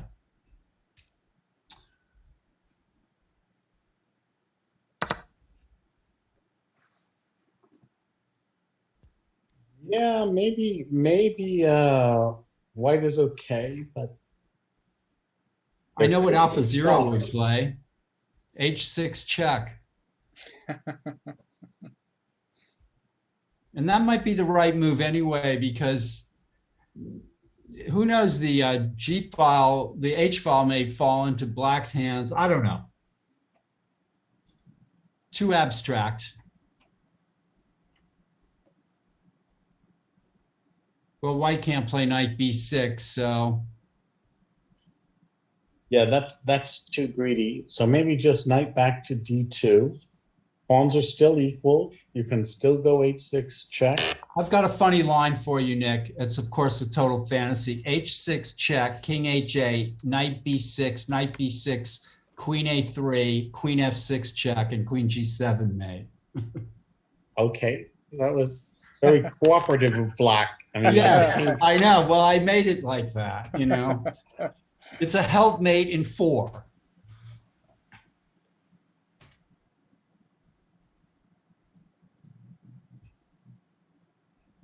But I think you may as well leave the pawn on h5 to give you options. You can always do h6 check, but I don't think you can take that pawn on b6 for any reasonable defense that black can do. So knight d2 is forced here. Yes. But then it looks okay for white. Not better, but I don't think he's worse.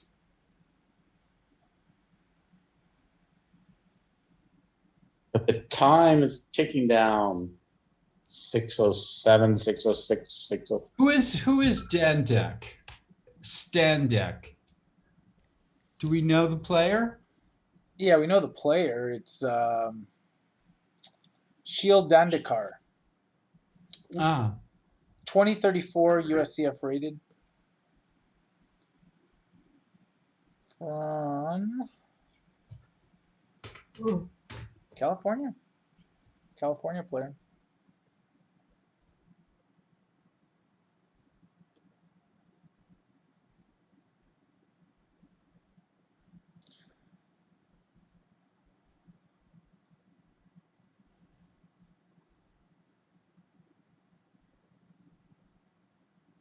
knight d2, EF, then GF. Yeah, Mike is saying there may be a problem, but I don't see it right offhand. It's EFGF, those pawns are covering the white king. Under 5 minutes. I think White's trying to figure if he can bail out with 95 or something like that. Make it simpler, but I think knight d2 looks right. He's just worried and running his clock down. But let's see what Max does here.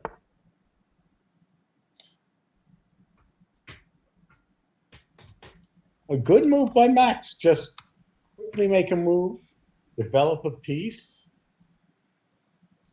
And if queen d5, I suppose queen takes a3 is still good. I like that move.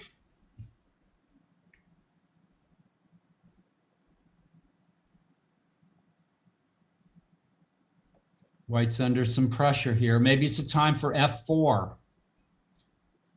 Although the knight can go back to f6 and then to g4. So maybe that's not good. Yeah, I think f4 black is better. Yeah. What else can you do? Get this rook on a3 into a safe square. Yeah, it's pretty cut out of the game right there.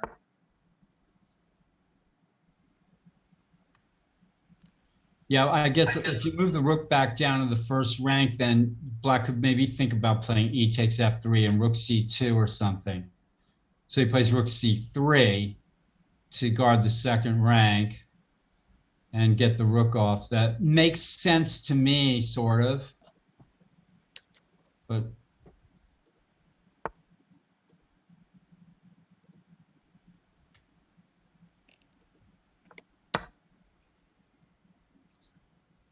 And Ezra did win his game against Coach Joe. But Coach Joe put up a real battle. White right away traded on g6. I thought h6 check deserves some consideration there. Yeah, keeping the black king. Yeah, I Worried. think that was too. Now the h file is more likely to fall into black's hands. Now black has no worries at all. Just a safe Yeah, king. and there's that too. Yeah. Ezra is tough. I think Coach Joe is in the chat here. He is tough. And he warmed up earlier in the day by coaching some kids in Hillsborough, California. Good for Ezra. Yeah.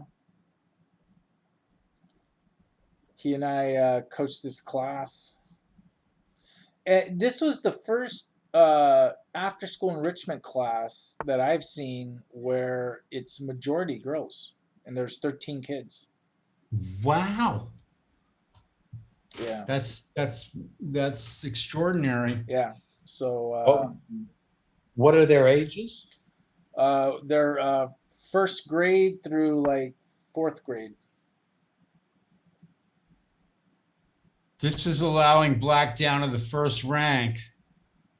I think this is spells trouble.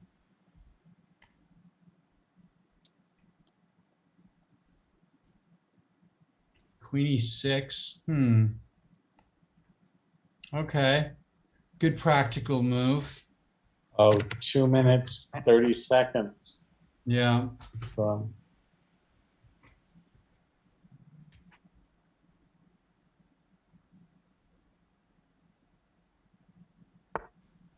it was funny to me that Kadir so readily agreed to a draw in a drawn position.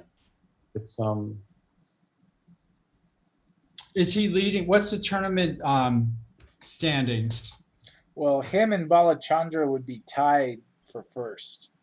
Right. No matter what the result of this game. Yeah, and I think there's each has not yet faced Ezra. So depending on No, didn't Gadir just beat Ezra? he beat no, he didn't play. He beat Max. Oh, that's right. He beat Max. Yeah. Right. I see. okay. So Mike says that Kadir is also a little bit busy. He's also playing in the online Olympiad. Wow. Wow. So he's taking some rest, a little bit of rest. Yep. Get that power nap in.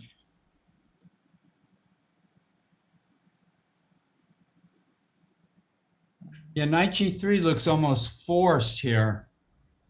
But then comes rook c4, and I don't know.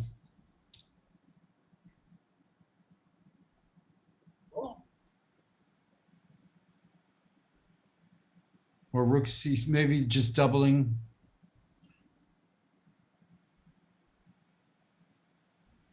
You could go rook c6. Guarding the pawn, just calmly ready to double on the c file. I mean, still pressure on the white position.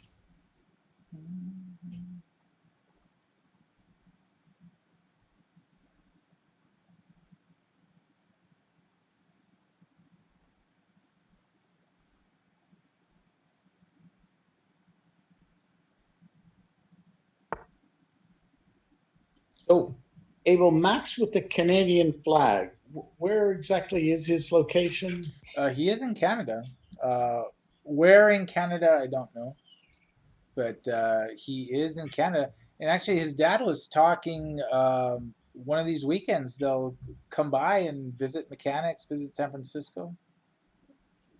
So hopefully, listening, if he gets back to him, we would look forward to that. Just look up when we have a 2-day FIDE event and play the weekend.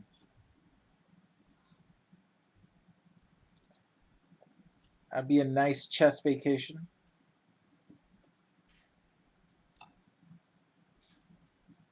So what happens here if queen b6, rook c2 check?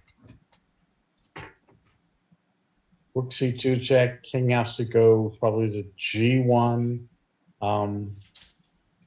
And then what's the big deal? Yeah. I guess black could trade queens and play rook c2 or, I don't know.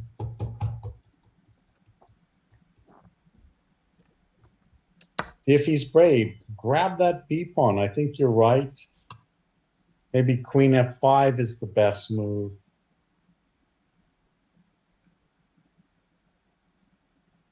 Here comes queen f5, like Mike said, I think.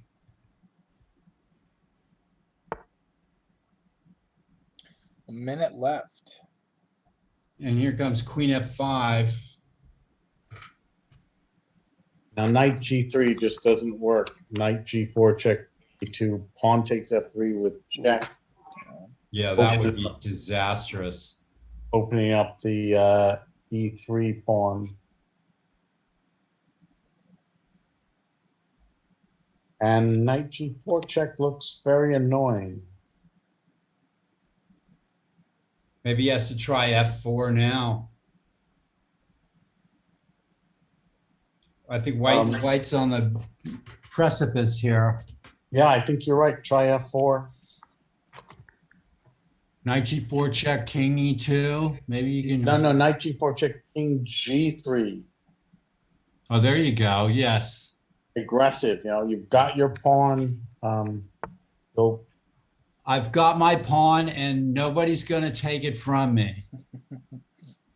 Ooh, King E2 just feels funny. There's some tactic.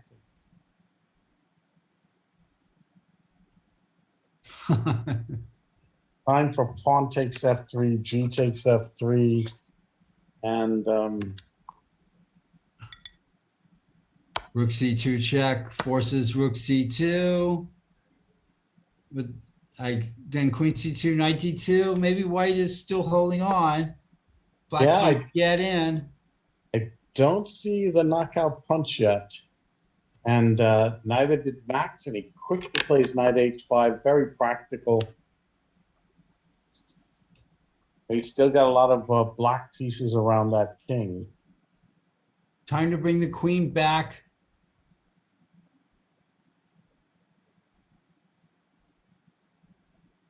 Seems like there's loads of tactics in here somewhere. Well, Queen seconds G5. left. How about Queen G5 now? Looks good. Probably forces King F2. And then you could think about taking on F1. And I mean, you could think about it. It doesn't have to be any good.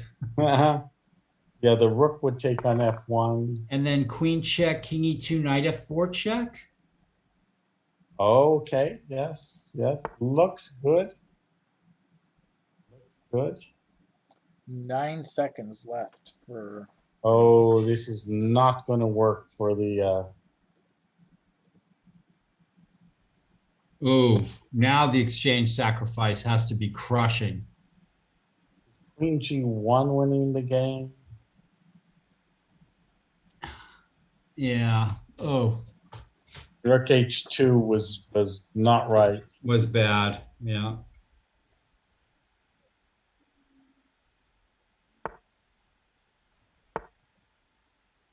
There's knight F4 check. Oh, There's probably several winning moves here, huh? knight F4. Yeah, knight F4. Or rook takes F1, rook takes F1, knight G3 check. Knight F4 is just winning a piece. Knight G3 check, knight G.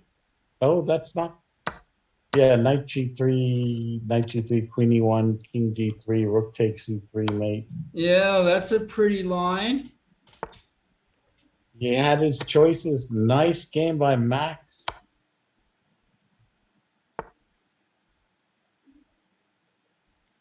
Yep. And the attack is not over.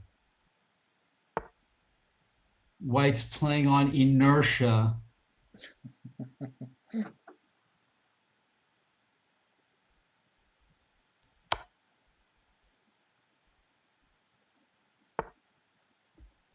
It's funny how you think anything can happen in your time trouble, you know? That knight has forked has captured 2 rooks. Extraordinary. That is it. Resignation before the devastation.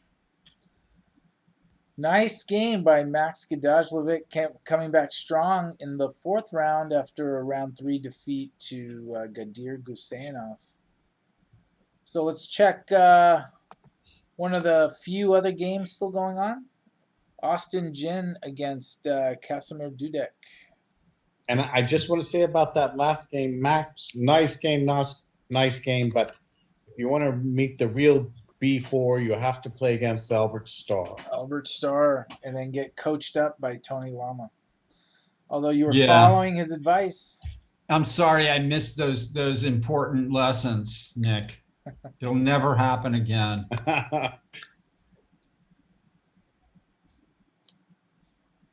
Here's a locked up game here. Look at that bishop on G7. Nice little diagonal.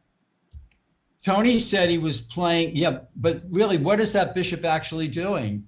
Looking good. It's looking good. Looking good. Good.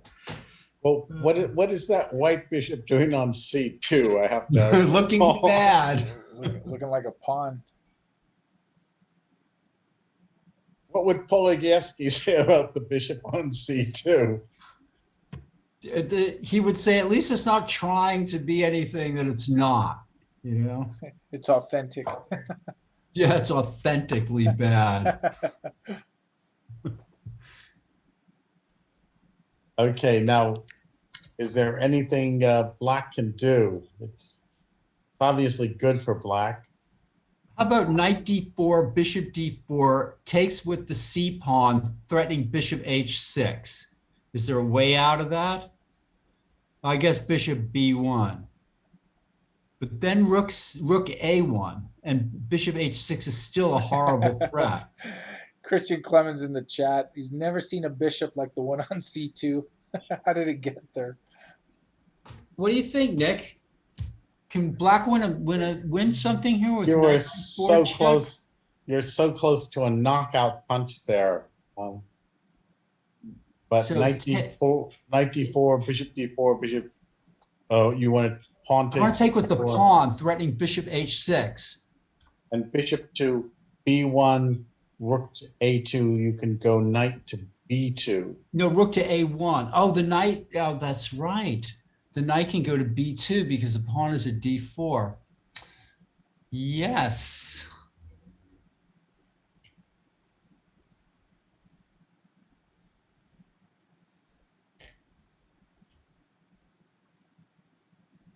This bishop at c2, it has a great future.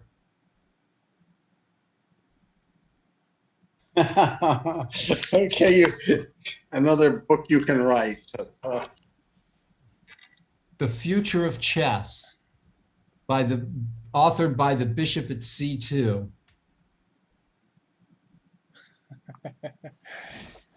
Christian Clemens. Naroditsky had a bishop like that at the U.S. Championship a few years ago, and Onischuk and Anish Giri tweeted, "I want to take a selfie with that bishop in the background."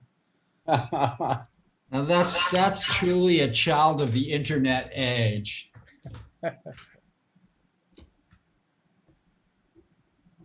Tweeted it.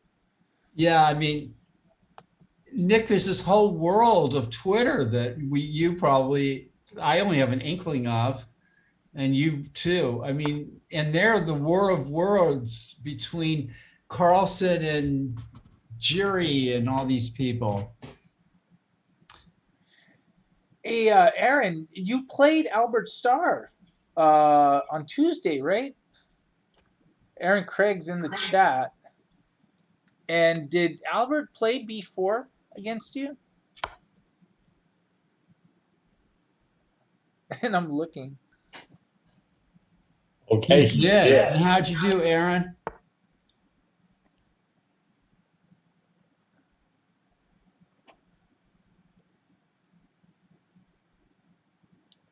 You won. So what was your response to b4? b4, and then what'd you do?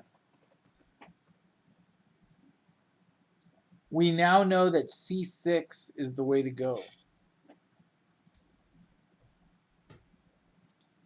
The Tony Lama special. e5, bishop b2, knight f6. Takes. I like that way of playing too, Aaron. Easy game for black. Yeah, I got myself in all kinds of trouble. I don't even know what I was thinking. That's the thing about chess. Like, you sort of know you should simplify things and despite that, all of a sudden you're looking at it and you're like, what did I do to get myself here? Well, I always enjoy, I have a direct sort of simple-minded view of the opening, just develop your pieces and don't get into trouble. So when my opponent plays something like B4, I'm always thankful because it just enables me to bring my pieces out and not have to, know a lot of theory. And then we can sort of take it from there. The way you play openings reminds me of this other fellow named Paul who did like that. He came from New Orleans. Uh-huh. Did very well with the development stuff. Yeah, just keep your eye on the ball, and Paul don't M. and just develop your pieces. And That Paul M. Yeah, that's the guy I was thinking of. I don't know that guy. He was a lawyer. You couldn't trust him,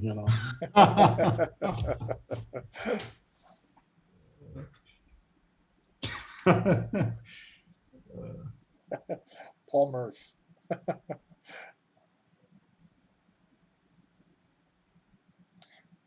Don't they have a Jude Akers? I was thinking of him because I think I've he was never at met the Jude Acers. he was at the opening of the Paul Morphy, like there's a like an exhibit or like an institute or something there.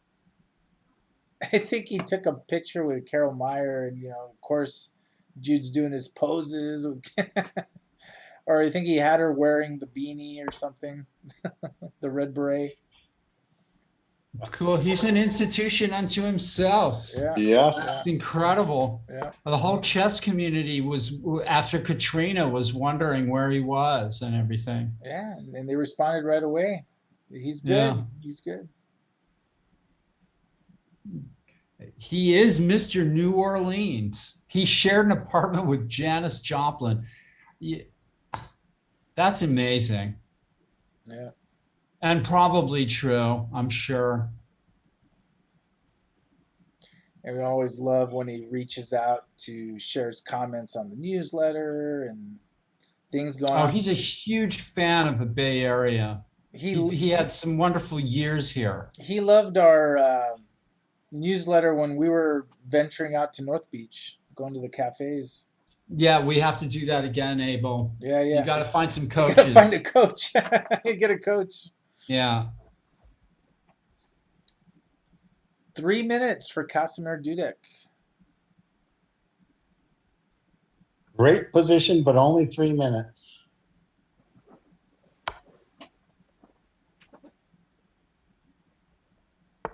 And I believe Kasimir is a Scholastic player from Atlanta. How about that? Nice. It correctly. 94 check is almost made.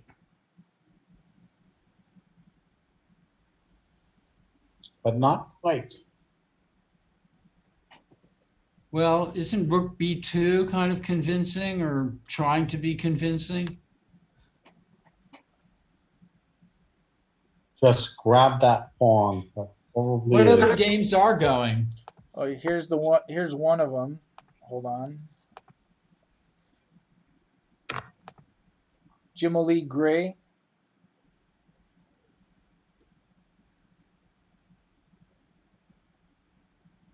Oh, that's not it.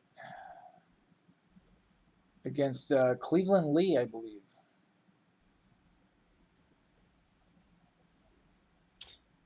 No, Cleveland Lee is Vincitor. Oh, this is different. Victor. Well, White is a piece ahead, right? But oh, it's Ian Lau. Ian Lau against Jimmy Lee Gray. Yeah, White's a piece ahead. And then we have Bruce Hedming's game against Charles James, where Bruce is many pawns ahead. He's kind of been winning for a while, but there's a lot of danger here. Yeah, right now Block is threatening to checkmate, and couple moves. Threatening the rook on c2. Yeah.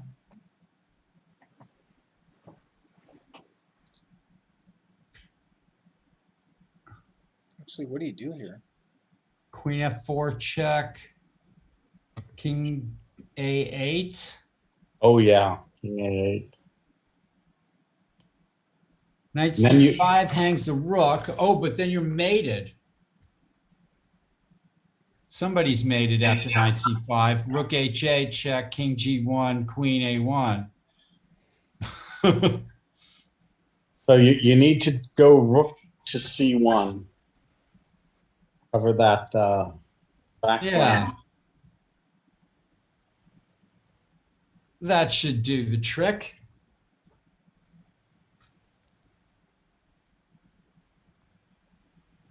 Don't lose your head. And then it's tough for the black side, but No, will he find it? Oh, wow. Knight c5 as you suggested, but will Charles do this? Charles has made in 3 moves or 4 moves, if we count the interpositions. But he might get greedy and take the rook. that filthy greed. Okay, Nick, what are you going to bet here? This is tough. Oh, he did it. He did it. Yeah. Check. We don't. You know, We missed our moment. Oh no.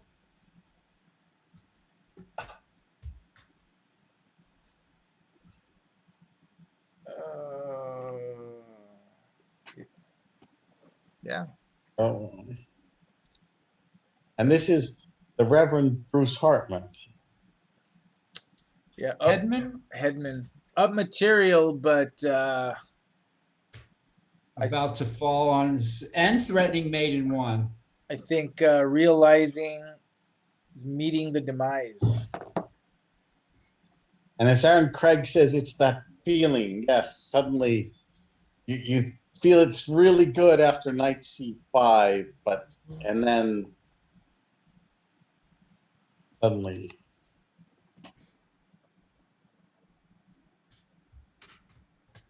That sinking feeling. I've had it plenty of times.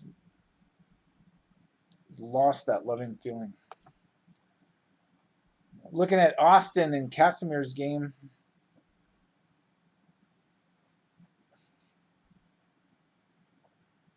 But that other game is exactly what we were talking about. You know, would you place a bet that you're going to see the mate in 3, right? I know. I tried to jump in there, And you're like, but I wasn't fast enough. Will the 1200 player see that mate in 3? I know. Nick What and I odds? we could have won thousands of dollars on that position. What odds would you have put on it, right?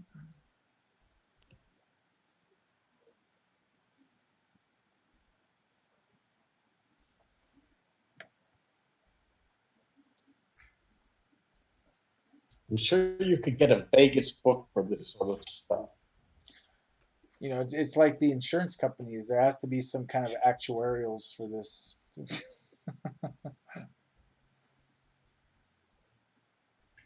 Las Vegas. So funny, black is sort of threatening rook takes b3 too, maybe. The over-under. The over-under. Here we go. Or you know, you make a, you know, whatever the analysis is. Yeah, Nick and There's I gotta can be start throwing out fake analysis. Fake stockfish. Nobody will be able to tell the difference as far as when I'm making a comment. And then the feds move in there, you know. You guys trying to alter the books. And you're not talking about the New York Fed. Yeah, we'll start. Yeah, well, I'll be led away in handcuffs during the broadcast. Are we going to see a triumphant return from Nick or Paul or me at the Reno tournament next month? Oh, the Reno tournament is happening live Yeah, next month, yeah. Christian. Okay. I've never played in Jerry Reno. Weichel. I've gone and done a simul during that tournament, but never played it.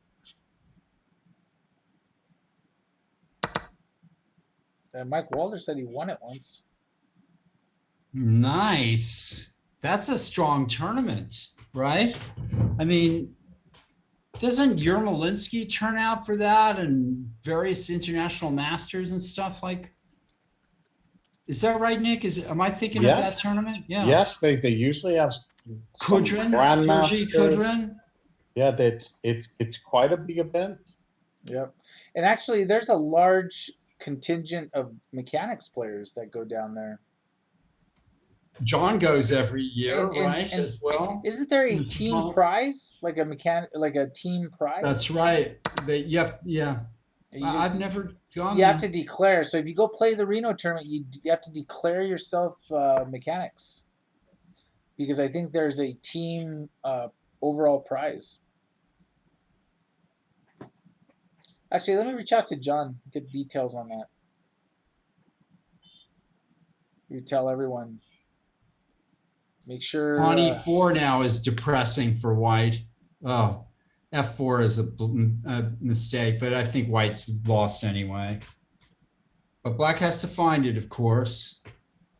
Okay, I'm gonna bet he does. You know, I'm giving 3-1 on the Vegas book if he finds E4. Oh, I just lost a lot of money. Did I hear a bell ringing or something like that? Yeah, that was the house bookies. winning. The house winning right there. The house taking their cut. Oh, no. You ring a bell. Every time you ring a bell, an angel gets their wings. Mike Wilder, he went and roomed with Biasis and returned with Derek O'Connor and Janowski. That's like the chess player's life. You never know. That wasn't that long ago then.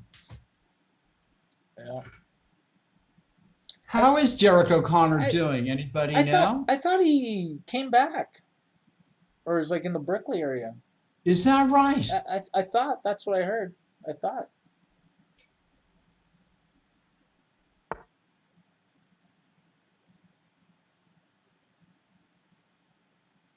So Black trying to get it done with about a minute remaining.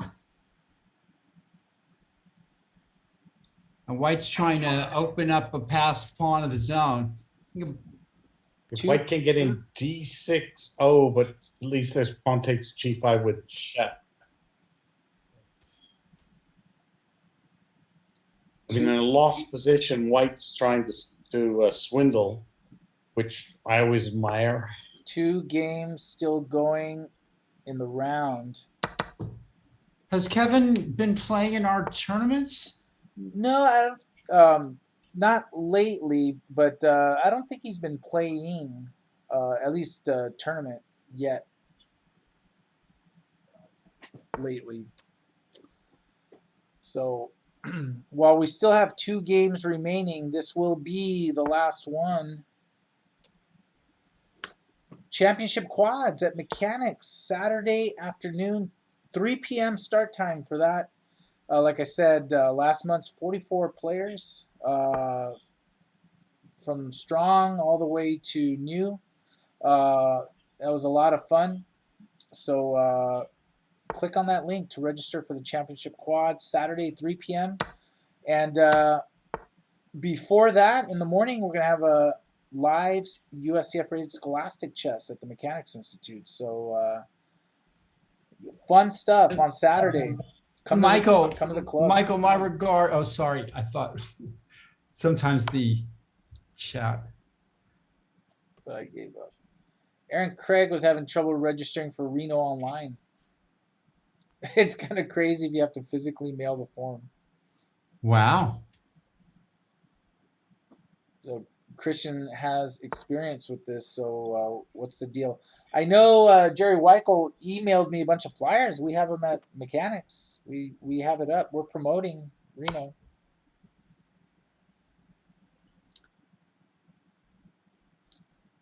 So Casimir Dudek, 28 seconds left. I think B2 check is a nice practical choice. Oof. Oh, rook c3. That controls the game. Nice move. Yeah. Okay, well, that's a winning pawn ending. Oh, rook C1. I guess everything was hopeless.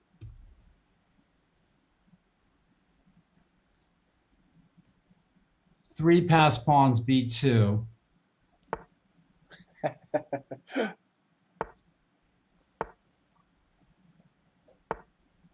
F4. Yeah, there we go. It's amazing that they can still maintain a class tournament like this without an online registration. It's incredible Yeah, it's tough. in this day and age. And when it comes to something traditional, I think people set aside their annoyances and say, hey, this is part of the experience, right? Yeah, Yeah. always been done that way. I mean, it's like vinyl. Or getting a record, right? It's like, oh wow, look at this cool. Like I have a record, and it's like, Yeah, like why vinyl instead of downloading an MP3. Yeah, why don't you just download it, right? Oh, White just dropped the knight. Not that it mattered. I believe this is the last game going on. Could have held on to everything with knight h6 check, but Judith can confirm that this is the last game, and then we'll talk about the standings. Anything to bet on here? It's really tough. Over, under, it'll be done by move 65. That would be an interesting one. Aaron, I gotta say though that there is no other chess in San Francisco apart from the Mechanics Institute, so we're not hard to find. Why is White checking Black into his position? And it wasn't that long ago when you would have to mail a check to register for a tournament at Mechanics. That's right. That's right. It started about 3 years ago.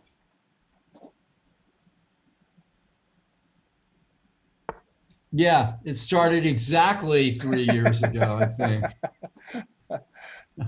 Because we were living in a bit of a stone age ourselves, if I remember. I remember coming on and I'm like, all right, how do people register? I was like, oh, okay. Well, we have to say, Abel, you modernized the chess club and very quickly, and it needed to be done. Well, fortunately, all the work that was done before, just in developing the player culture, the history, it made it easy. It made it easier. A lot of the infrastructure was there. Yeah, it made it easy for all the players to have buy-in to make the change with us. So yeah, you need both. And that is it. That's I think that's a wrap. The last game of the round, and Chief TD, I'm sure, is entering everything in, and then we'll show the standings. But the standings will show Gadir Gusenov and Balachandra Dulapala on top with 3.5. And now, thank you for watching and hanging out with us on Thursday night.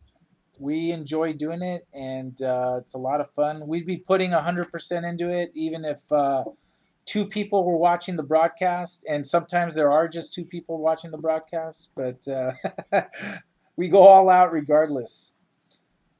And one of them is Romkatsky, who faithfully joins us whenever he can. I think he finds it very difficult, but usually shows up. he sets aside personal stuff to stop in. So we should get that update pretty soon. And again, one last time, this Saturday afternoon, championship quads at Mechanics. Come check out the club. It's nice having the Scholastic event in the day and then the regular event in the afternoon. So Lex Twitch 2 is in Denver. I didn't know that. Oh, is that right? Did he move? I actually think I remember him saying that he was moving. I played in my first U.S. Junior Championship at in Denver. Oh, there you go. So you have history. The standings have been updated, and they're updated on the page. And I think what I'm going to do is I'm going to go to that page and just show it. I think that's going to be the easiest thing to do. Let me get it up, and then I'll show it in the window. All right. Oh, you can see it right there.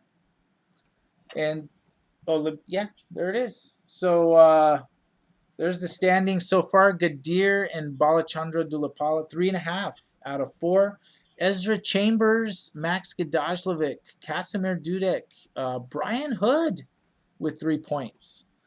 So those are the standings. And this is not an 8-round event. This is 6. So next week are the final 2 rounds of this version of the Thursday Night Marathon.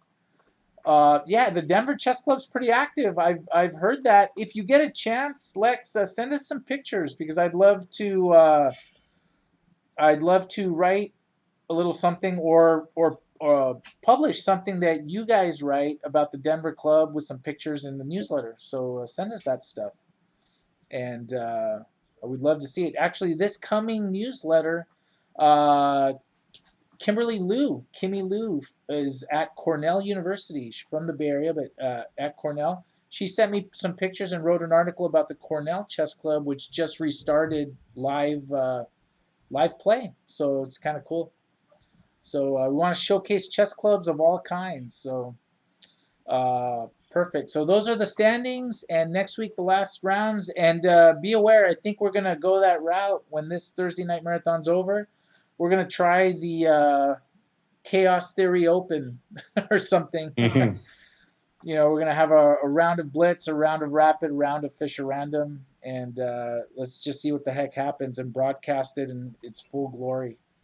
So I'll remind you. I'll hit you up and remind you. So, all right, guys. Everyone, thanks for watching. Thank you, Judith, for the pairings and the postings. And come see Judith and I on Saturday. Scholastic in the morning, quads in the afternoon. But until that time, we'll be on the broadcast again next Tuesday, round 2 of the TNM. So thank you, everyone. And let's see what we got going. Who do we raid? I think last time we sent everyone to the chess dojo with I think it was wasn't Kostya. Why am I having trouble pulling this up? Oh, that's why. Let's see who's up. The count. It's got to be someone we know, because I think one of the times we tried raiding someone and it was someone we didn't know, and I think they were playing video games. That was pretty funny. Yeah. Yeah. So yeah. So It was a chess, but just because you're a chess streamer doesn't mean you don't do other things on Twitch. right, and that's perfectly fine. But so we're gonna send you to Dave Pruis is teaching a lesson. So we'll send you that way, and see you later, everyone. Thanks for watching. Good night. Good night.